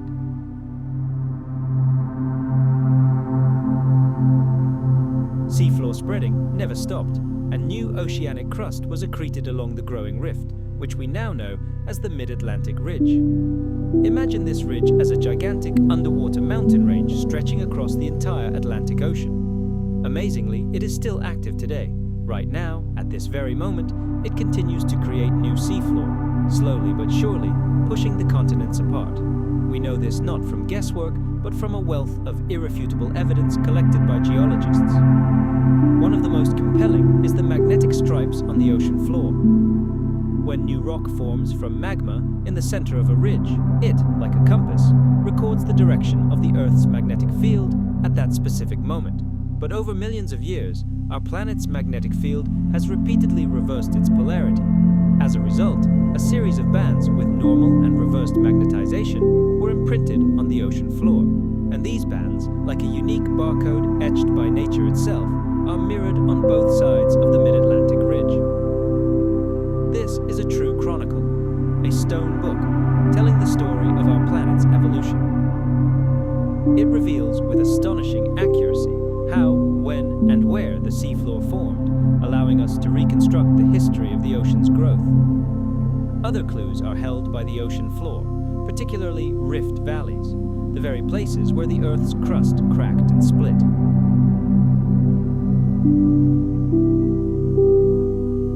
Scientists are also studying marine sediments, which show how shallow water sediments give way to deep water ones, demonstrating how the ocean basin deepened as it grew. However, the birth of the Atlantic was more than just a geological spectacle. It had catastrophic consequences for the climate and all life on the planet. Let's fast forward 200 million years to the catastrophic volcanic eruptions of the Central Atlantic Igneous Province.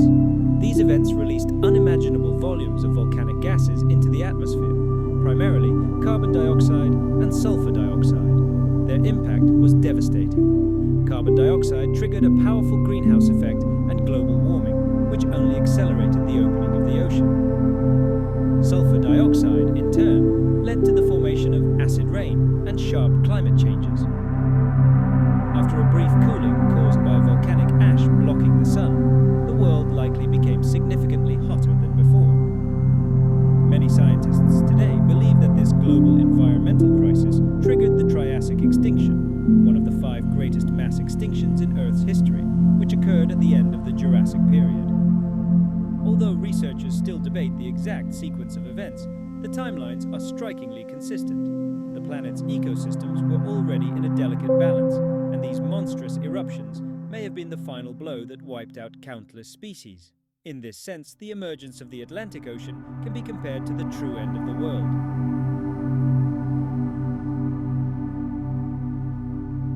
As the proto-ocean expanded, the world changed not only climatically.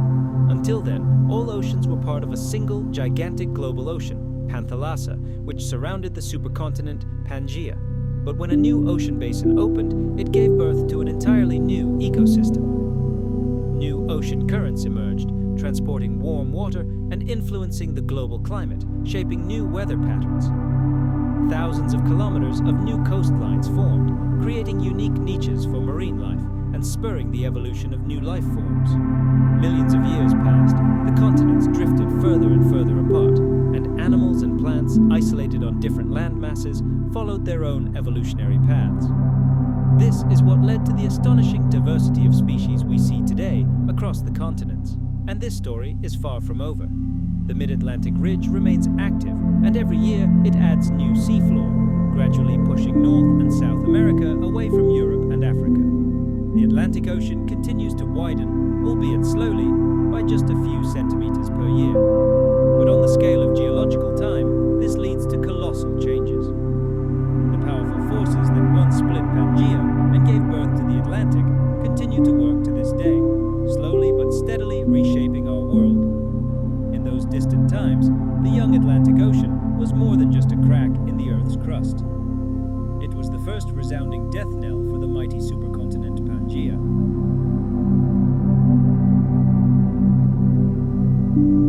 And the Central Atlantic Igneous Province was more than just a volcanic phenomenon. It was a thunderous declaration from the planet itself that the world was changing, and changing forever. This moment in Earth's history reveals the depth and power of the hidden forces that drive volcanic eruptions and the slow but inexorable drift of continental drift.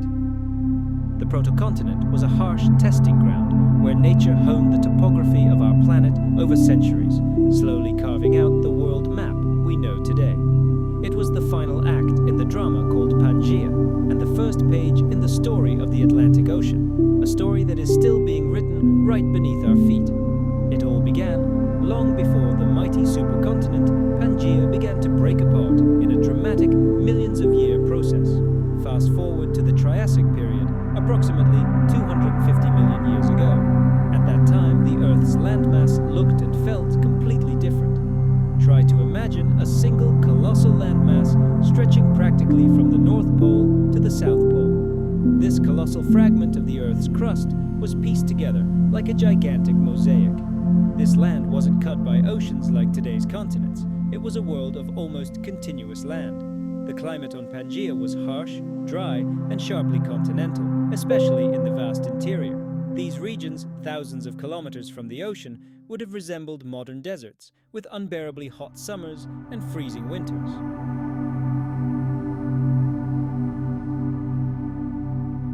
Meanwhile, the coastal areas, of which there were also many, were characterized by a milder and wetter climate. Because there were no vast oceans separating the land, animals and plants were free to migrate and disperse across the continent. Species such as early dinosaurs, small, furry cynodonts, our distant ancestors, relatives of mammals, and hardy prehistoric plants were able to travel unhindered. There were no insurmountable sea barriers to prevent the mixing of fauna or the spread of flora. This led to a striking phenomenon. Life across Pangea was remarkably uniform. Traveling from one end of the giant continent to the other, one could encounter virtually the same creatures and see the same landscapes. Although the world was physically vast, biologically it was a single, tightly connected space.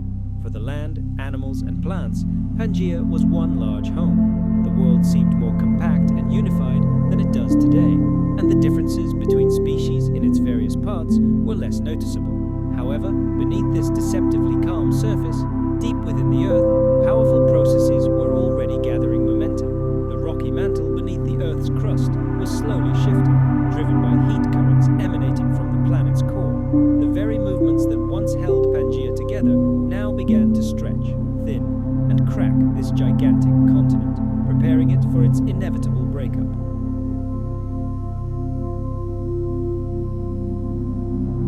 But the history of evolution isn't written only by giants.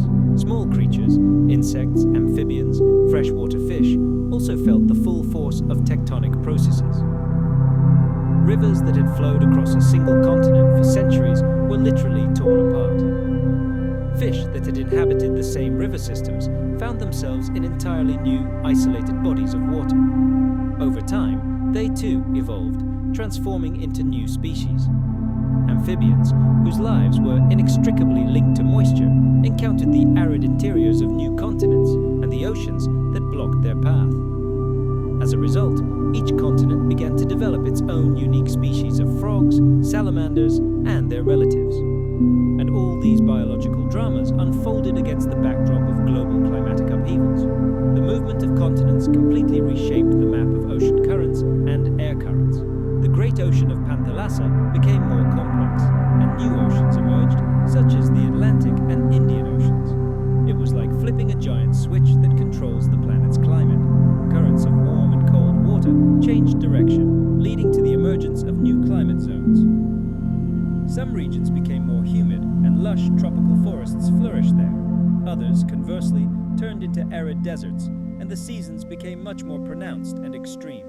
Animals and plants had to adapt to these new realities. They learned to survive long periods of drought, cope with cold winters, and sweltering summer heat.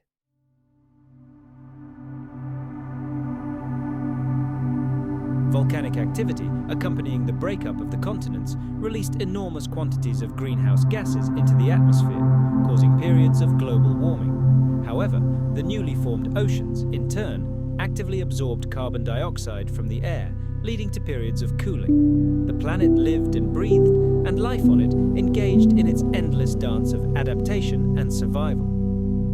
Imagine a gigantic geological mosaic scattered across the entire planet. Its individual pieces seem unrelated, but upon closer inspection, striking similarities are revealed.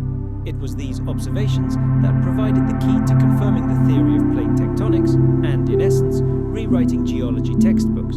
These amazing coincidences became irrefutable proof of the correctness of the brilliant Alfred Wegener, whose ideas were once ridiculed. Look at the mountain ranges that today stand separated by thousands of kilometers of raging ocean. We see that they're geological scars. Giant folds, deep cracks and faults align with astonishing precision, like two parts of a torn photograph. It becomes clear these mountains were born from a single titanic event, when colossal landmasses collided with one another in the distant, unimaginably distant past. These continents were once a single whole, and then, as they moved, they smashed into one another with a force capable of lifting rock chains to the heavens.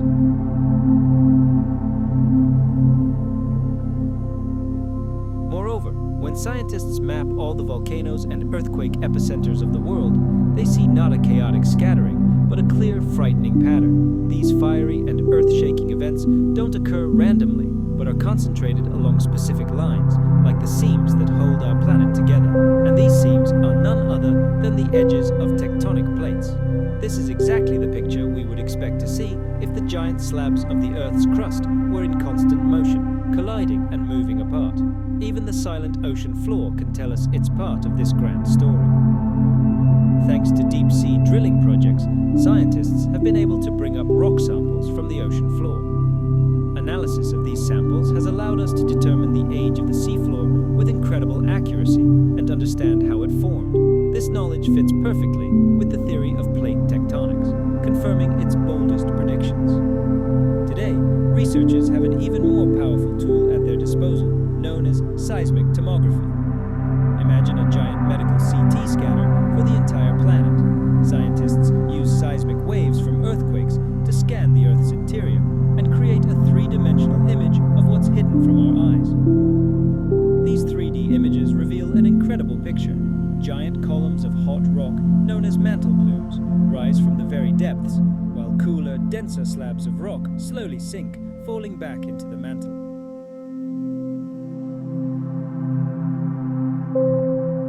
This colossal landmass is undoubtedly the most famous of all the supercontinents. It was the last time nearly all the planet's landmasses were united into a single entity. Its final breakup was the event that laid the foundation for the modern world map. But to truly understand the history of Pangea, we need to travel even further back in time, long before its parts came together. The fact is, Pangea was far from the first supercontinent in Earth's history, and it certainly won't be the last. Our planet has experienced many such cycles. Its continents slowly converged to form a single gigantic landmass, only to break apart again millions and millions of years later. This endless process of merging and breaking up is known as the supercontinent cycle. It is driven by the slow but powerful movement of molten rock deep within the Earth's mantle. This powerful cycle, which shapes and destroys entire worlds, has been going on for billions of years, and each cycle leaves its imprint on the rocks, mountains, and magnetic rocks of the Earth's crust, evidence that scientists carefully study to decipher the planet's inner workings and its long, dramatic history. By studying pre-Pangea supercontinents such as Kenneland, Colombia, sometimes called Nuna, and Rodinia, scientists have been able to reconstruct the incredible saga of Earth's evolution. They have seen how its surface changed and how life desperately adapted to these global epochal shifts.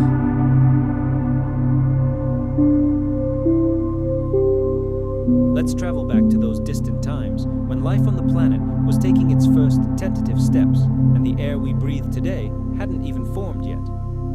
Our journey begins in the era known as the Neo-Archean, which spanned approximately 2.7 to 2.5 billion years ago. It was during this period, according to scientists, that one of the earliest known supercontinents, whose existence is supported by compelling geological evidence, formed Kenneland. Imagine a world completely unlike our own. Perhaps the young sun shone differently, and the sky had an orange or red tint. The atmosphere was almost devoid of oxygen, poisonous to us, and life, if it existed at all, was limited to the simplest microscopic forms lurking in ancient oceans. However, deep beneath the surface, the same titanic forces that still govern the movement of continents today were already at work. The supercontinent of Kenneland was not composed of the continents we know today.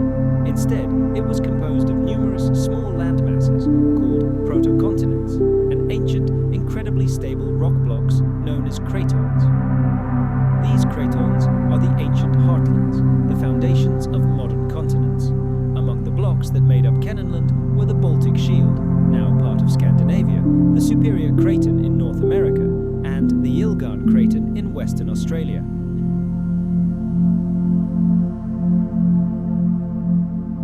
Imagine these giant landmasses, the size of modern continents, slowly, centimeter by centimeter, smashing into each other. The force of these collisions was such that it gave rise to enormous mountain ranges, some of which may have been taller than anything we see on Earth today.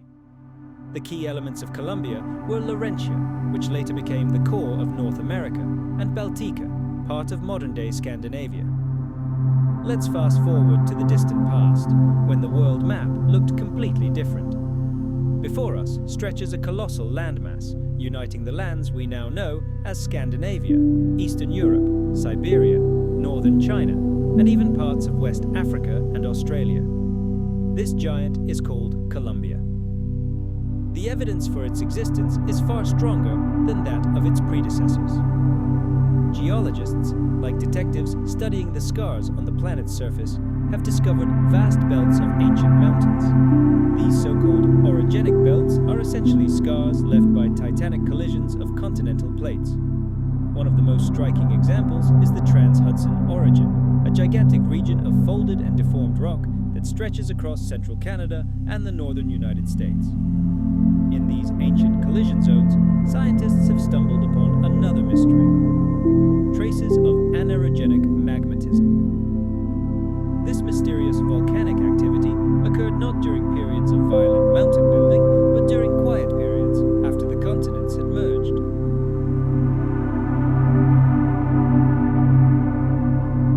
This evolutionary breakthrough paved the way for the famous Cambrian explosion, which gave rise to the incredible diversity of life on Earth. Thus, Rodinia didn't simply change the planet's geography, it directly influenced the course of evolution itself. However, it was not alone in its role as the architect of the world. It was preceded by two other, even more ancient supercontinents, Kenorland and Colombia. All these giants are merely chapters in a single vast saga known as the supercontinent cycle. This idea is based on a simple yet striking concept. Continents never stand still. Like participants in a slow cosmic dance, they gradually converge to form colossal landmasses, and then, after hundreds of millions of years, drift apart again in a repeating rhythm. Each such cycle lasts between 300 and 500 million years, a time span that is difficult to even imagine, yet it is a fundamental part of life on our planet.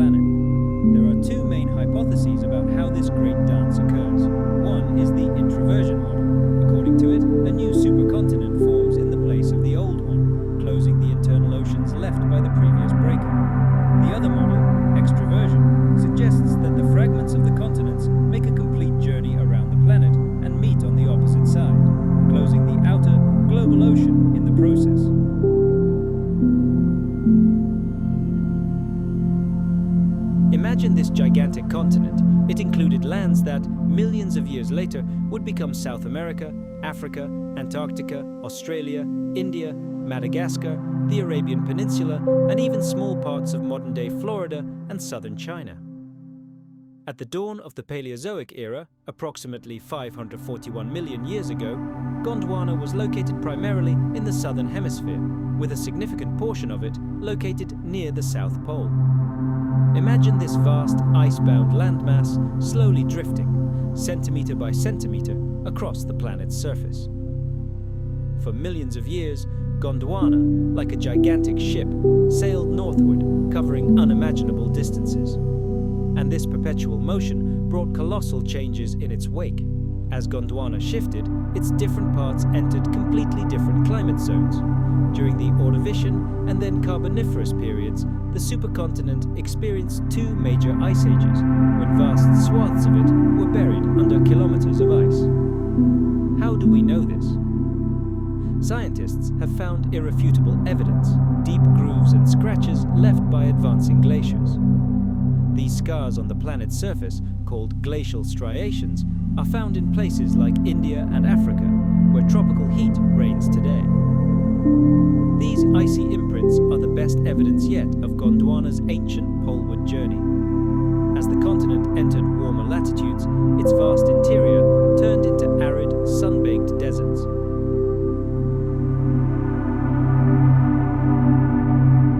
This process unfolded later, in the Paleozoic era, and was accompanied by violent geological cataclysms, including massive continental collisions that forever changed the face of the Earth.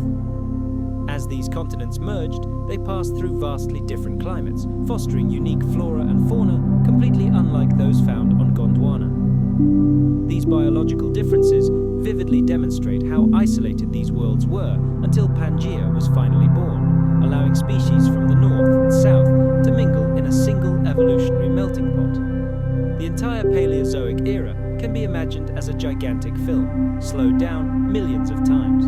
In this cosmic film, the continents act as enormous dancers, slowly but inexorably approaching a grand finale. And that finale was truly spectacular. The formation of Pangea was not the result of a single collision. No, it was a series of cataclysmic events. One of the earliest and most significant collisions in the planet's history, known as the Caledonian orogeny, occurred primarily between the Silurian and Devonian periods, approximately 440 to 390 million years ago. This event marked the gradual unification of three continents, Laurentia, Baltica, and Avalonia. Between them stretched the ancient Iapetus Ocean, doomed to disappear. With each passing million years, it grew narrower as the continents drew closer.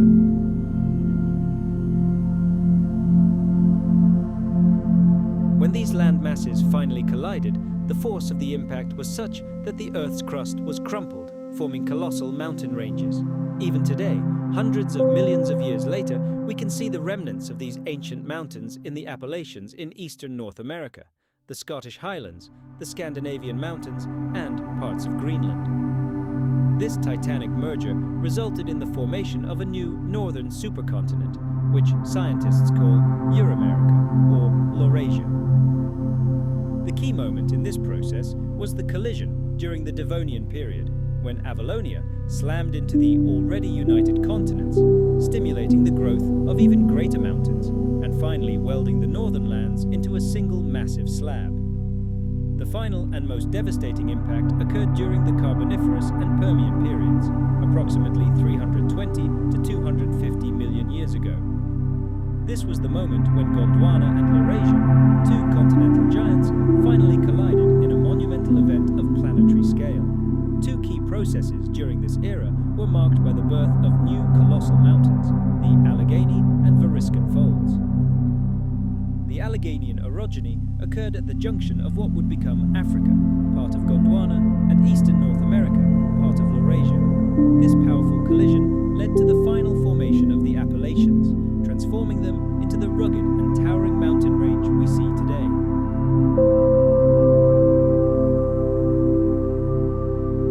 Plants, those humble pioneers, began their great march onto land. These were still primitive, non-vascular forms, but their appearance appearance marked a turning point, forever changing the face of the planet. However, this period of triumph ended in cosmic tragedy, one of the first mass extinctions. Scientists believe that the slow, inexorable drift of the giant southern continent of Gondwana toward the South Pole was to blame. This shift plunged the planet into the icy embrace of an ice age. Glaciers grew, sea levels fell catastrophically, and for countless marine species this became a death sentence. But life did not give up. The Silurian period, from approximately 443 to 419 million years ago, followed. The seas teemed with life once again, and now a new type of predator emerged, armed with a deadly weapon, jaws. The emergence of jawed fish marked a giant leap in the evolutionary arms race. Meanwhile, the conquest of land continued.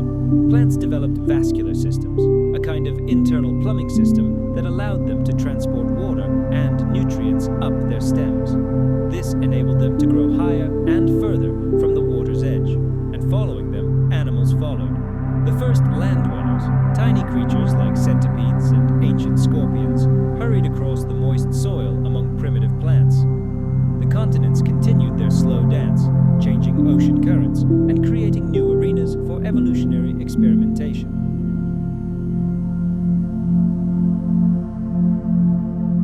Up to 90% of all marine species and approximately 70% of terrestrial vertebrates disappeared from the face of the Earth. One leading theory holds that the trigger was the monstrous volcanic eruptions in Siberia, known as the Siberian Traps. The gates of hell opened, releasing oceans of greenhouse gases into the atmosphere, triggering rapid global warming, ocean acidification, and the total collapse of ecosystems worldwide.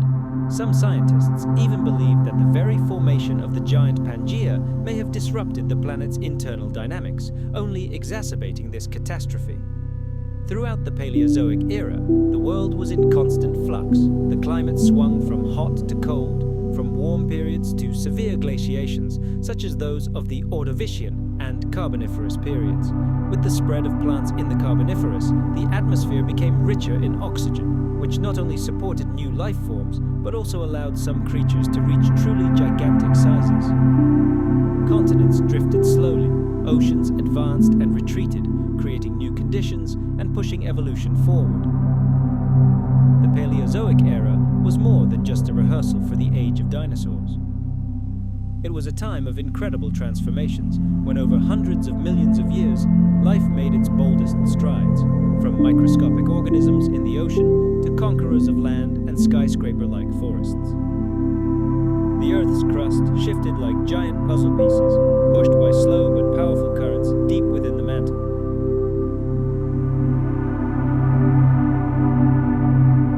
When continents collide, it's not like two cars crashing. Imagine trying to sink two giant wooden plugs in a bucket of water. Both will resist, both will try to stay afloat.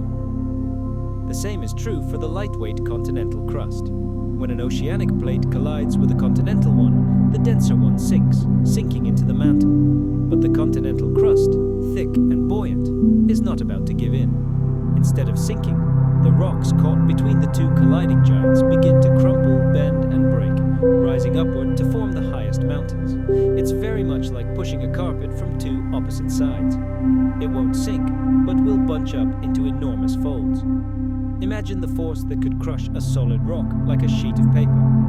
We are witnessing a process spanning millions of years, during which the Earth's crust buckles and rises toward the heavens. Geologists call this mountain building, but mountains are more than just what we see on the surface. Beneath these colossal peaks lies something equally majestic, a deep, thickened crustal foundation that extends into the planet's depths like a gigantic tree root or the keel of a mighty ship. It is this massive anchor that stabilizes the weight of the mountain range and participates in a remarkable phenomenon known as isostasy. It is a slow, almost imperceptible dance in which mountains can rise or fall for centuries, as relentless erosion wears away their peaks or melting glaciers relieve them of their icy weight.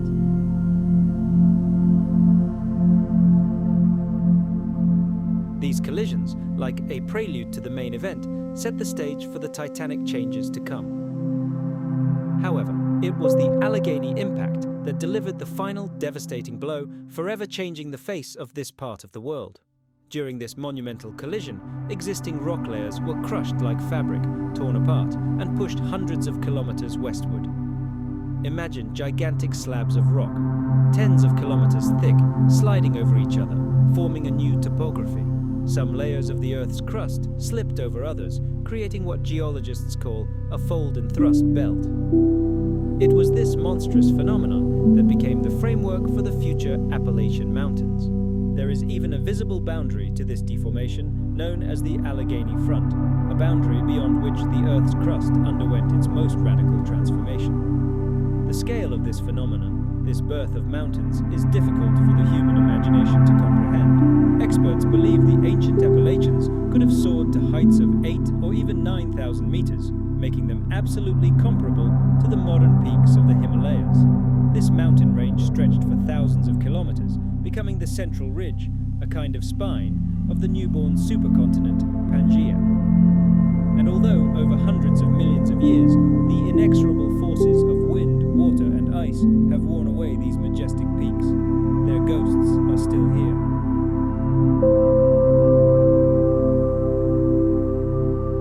But as its bottom slowly sank into the mantle through the process of subduction, the ocean contracted, and the continents inexorably drew closer together until they finally collided, raising a new mountain range between them. But unlike the Appalachians, which are located in a humid climate, the Urals experienced drier, continental conditions for long geological eons.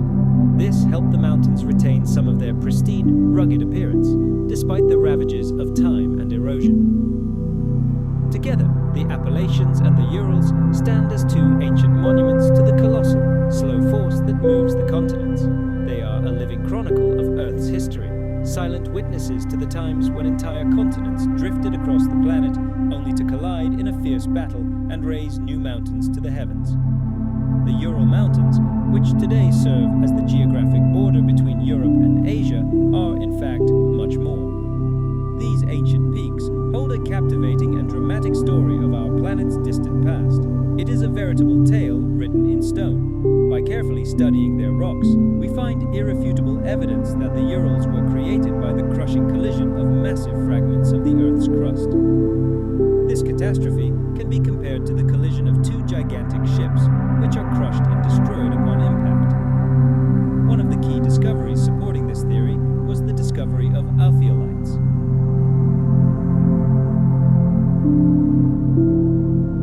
Ophiolites are essentially fragments of the ancient ocean floor and the underlying mantle, which, through an incredible confluence of circumstances, were pushed to the surface and ended up on land. How is this even possible? This could only have happened during a colossal tectonic collision when the ancient ocean was literally crushed, its floor crumpled, and thrown onto the edge of the advancing continent. This is the best evidence that millions of years ago, the waters of a vast ocean lapped where the Urals now are. But the Urals are more than just a geological monument, they are also a veritable treasure trove. Deep beneath their majestic peaks lie shimmering veins of gold, glittering platinum inclusions, copper and nickel deposits, and even gemstone places. These mineral riches did not arise by chance. They are a direct consequence of the vigorous geological activity that accompanied the mountain's birth. When tectonic plates collided, they generated tremendous heat and pressure. This led to the formation of hot, mineral-rich liquids, which geologists call hydrothermal fluids. These molten streams seeped through cracks in the rocks, like blood through the planet's veins, carrying dissolved metals and depositing them in concentrated pockets. These conditions were ideal for the formation of valuable ores. This is why the Urals have long been known as one of the richest mineral belts on Earth.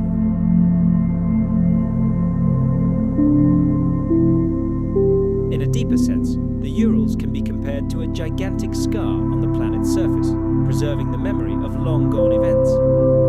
These mountain ranges serve as a perpetual reminder of how two completely different landmasses were once connected. The Ural Mountains mark the very seam where ancient Asia collided with ancient Europe.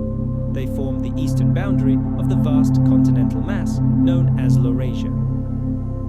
Laurasia subsequently became the key northern portion of the supercontinent Pangea, which united almost all of Earth's landmass into a single gigantic world. But the Urals are just one chapter in this grand story.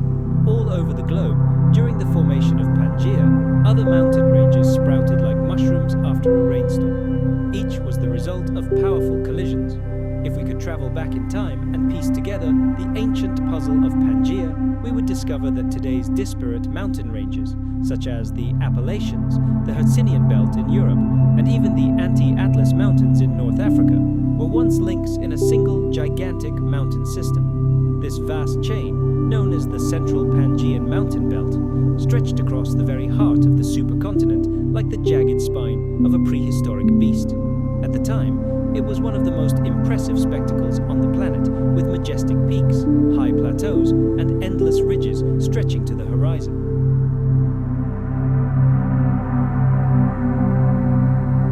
Over time, these organic remains became buried beneath layers of sedimentary rock, and under tremendous pressure, they transformed into the very same thick coal seams that humanity mines and burns today. Every ton of this coal is direct, tangible evidence of how lush and vibrant the equatorial zone was during the time of a single supercontinent. The birth of Pangea revolutionized not only the land, but also the world's oceans. As the continents converged and collided, the ancient seas separating them were mercilessly compressed and consumed. Ultimately, only a single vast ocean remained on the planet, dubbed Panthalassa. This aquatic giant completely altered the planet's water circulation. Traditional ocean currents were disrupted and rerouted along entirely new routes, which in turn dramatically affected the distribution of heat and nutrients across the globe. Difficult times came for marine life. Flora and fauna were forced to rapidly adapt to this new, rapidly changing world. New species, better adapted to the changing conditions, emerged, while others, unable to adapt, disappeared forever into the abyss of time. The rise of this titanic continent was accompanied by truly monumental events.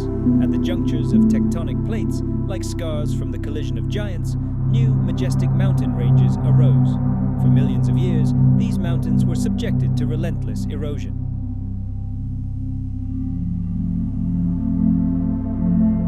Wind and water wore away the rock, and mighty rivers carried tons of debris and dissolved minerals into the ocean. This process altered the chemical composition of seawater, which may well have provided another powerful impetus for the evolution of marine organisms.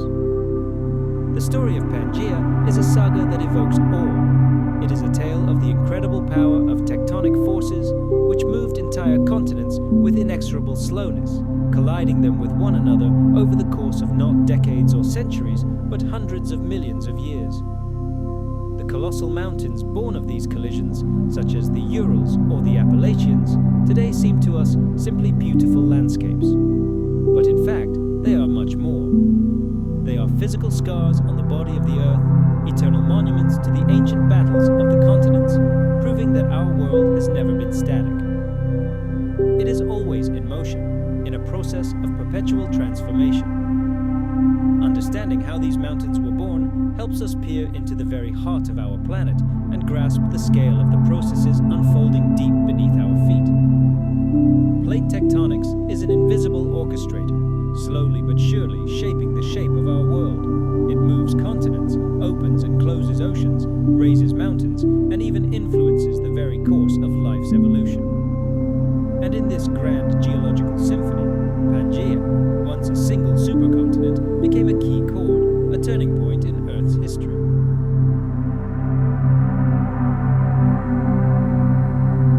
Its existence has influenced absolutely everything, from weather and climate to the emergence and extinction of entire species. Our planet is not a frozen lump of rock in space. It is a living, breathing organism, whose incredible history is written in the folds of mountain ranges, and its future is predetermined by the slow but inexorable movement of plates deep underground. The very idea that all the continents we know, North America, Africa, Eurasia, Australia, were once part of a single colossal landmass is mind-boggling. It's one of the most captivating ideas in the history of Earth science. Imagine a world without the Atlantic Ocean, or you could walk from Africa to South America.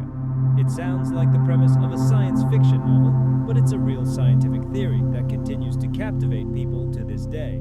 However, for this incredible hypothesis to be accepted by the scientific community, imagination alone was not enough. It required irrefutable evidence.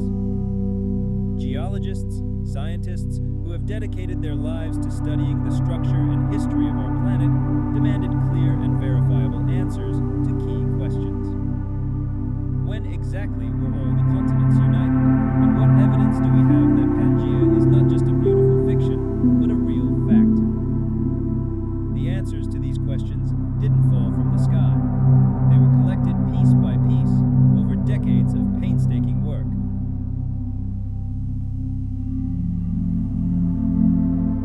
Like detectives investigating a crime committed hundreds of millions of years ago, scientists studied rocks, fossils, and other clues left by the planet itself.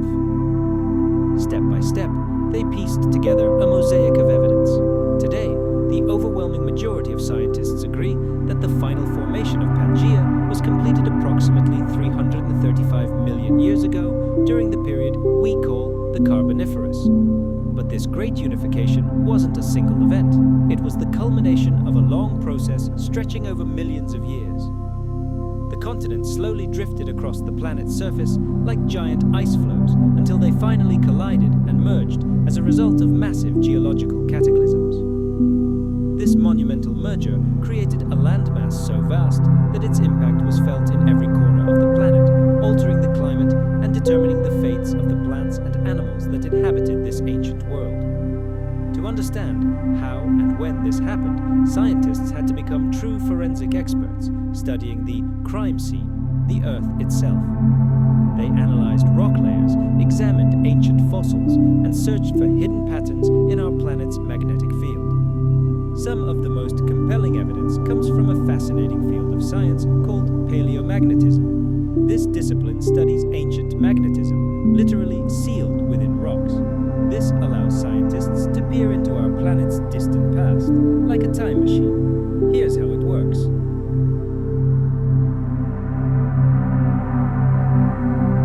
These ancient landmasses seem to have been carved from a single piece, like pieces of a gigantic global puzzle.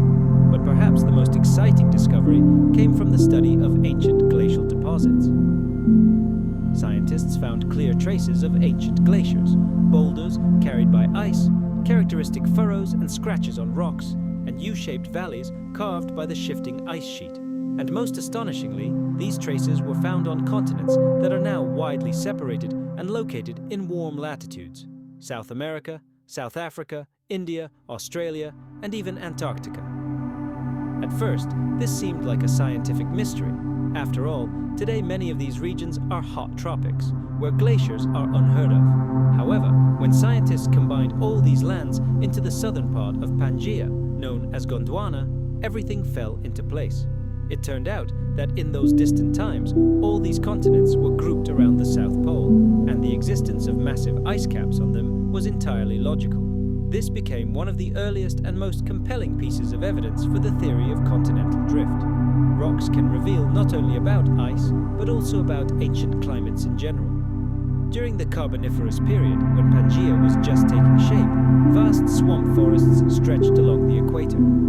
These forests left behind the richest coal deposits, which we still actively exploit today.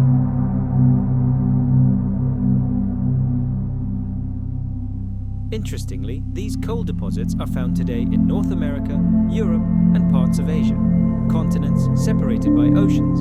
But if we imagine them as a single supercontinent, Pangea, we immediately discover that all these coal basins line up in a single continuous strip along the ancient equator, precisely where the warm, humid climate created ideal conditions for such forests to thrive. Let's take a look at the rock record of our planet.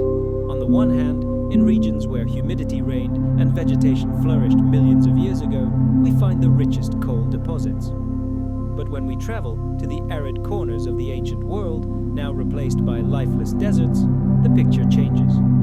Here, we see completely different minerals: snow-white salt beds, gypsum crystals, and the famous red beds, crimson, iron-rich rocks that could only have formed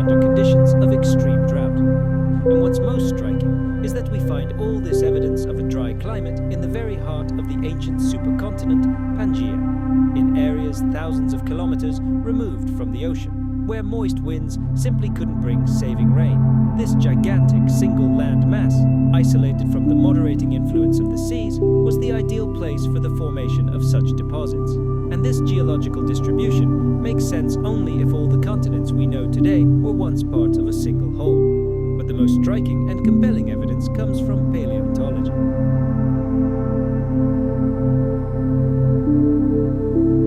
And this story seems absolutely true because all the diverse evidence fits together perfectly. It's not just about fossils. Scientists have also studied the direction of ancient magnetic fields frozen forever in rocks, a process called paleomagnetism. They've compared rock layers and entire mountain ranges across continents and found striking similarities. They've examined ancient climate patterns preserved in stone, and all this diverse evidence supports the same theory. The continents were connected in the distant past. Research proves that Pangea truly existed. All indications are that it occurred approximately 335 million years ago, when the Earth's surface was undergoing colossal changes. The formation of Pangea was one of the most significant events in the history of our planet. It led to massive mountain building. Giant mountain ranges emerged as continents collided. This changed the way air and water circulated across the planet and had a profound impact on the evolution of life. Plants and animals were able to move freely across the gigantic landmass, and entirely new species emerged in response to these new conditions. The rock record allows us to glimpse this ancient world. We can imagine a time when creatures like Lystrosaurus and Mesosaurus roamed freely across lands now separated by oceans. This isn't just dry scientific fact. It's a vivid reminder that our planet is full of secrets and mysteries just waiting to be uncovered.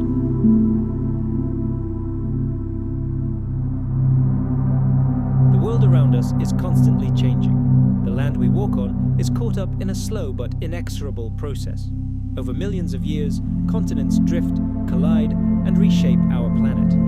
The formation of Pangea around 335 million years ago was a turning point. This event set the stage for everything that followed, both in geology and in the history of life. It is a perfect example of how Earth lives, breathes, is in perpetual motion and change, constantly creating and rewriting its own history. Now, imagine a world where traveling from one end of the Earth to the other meant not crossing several countries or mountain ranges, but traversing a landmass the size of an entire planet. In such a reality, the very idea of sailing from one continent to another would be completely meaningless. Why?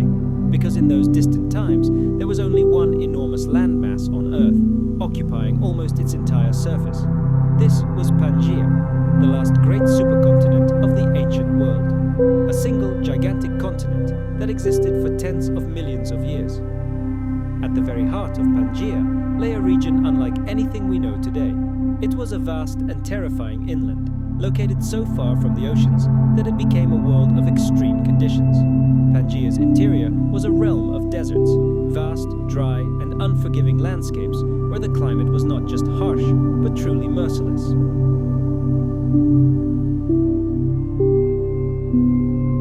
Without the moderating influence of ocean winds or moist sea air, Pangea's heart became a place of unbearable heat, piercing cold, and merciless aridity. Just imagine how vast Pangea was. It was a continent unlike any that exist today. It stretched from the ice caps in the north to the frozen lands in the south, encompassing almost the entire continental crust of the Earth. In today's world, continents like Asia or Africa may seem vast, but they always have oceans nearby, helping to maintain a more stable climate and bringing rain. But Pangea worked differently.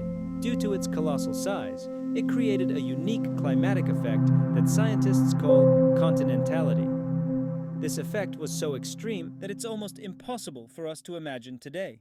Moist air rising over the Great Panthalassa Ocean or the smaller Tethys Sea had to travel thousands of kilometers inland to reach the center of Pangea. But along the way, this air lost most of its moisture. It simply fell as rain on the coasts.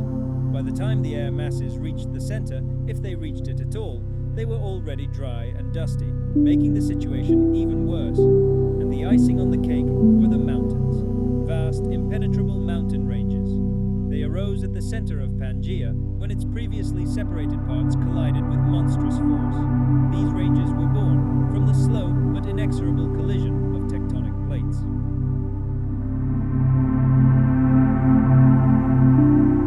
Imagine the Appalachian Mountains in North America, the Scottish Highlands, or the ancient mountains that once towered over Europe and North Africa. In those distant times, many of these mountain ranges could have reached heights comparable to or even exceeding those of today's Himalayas.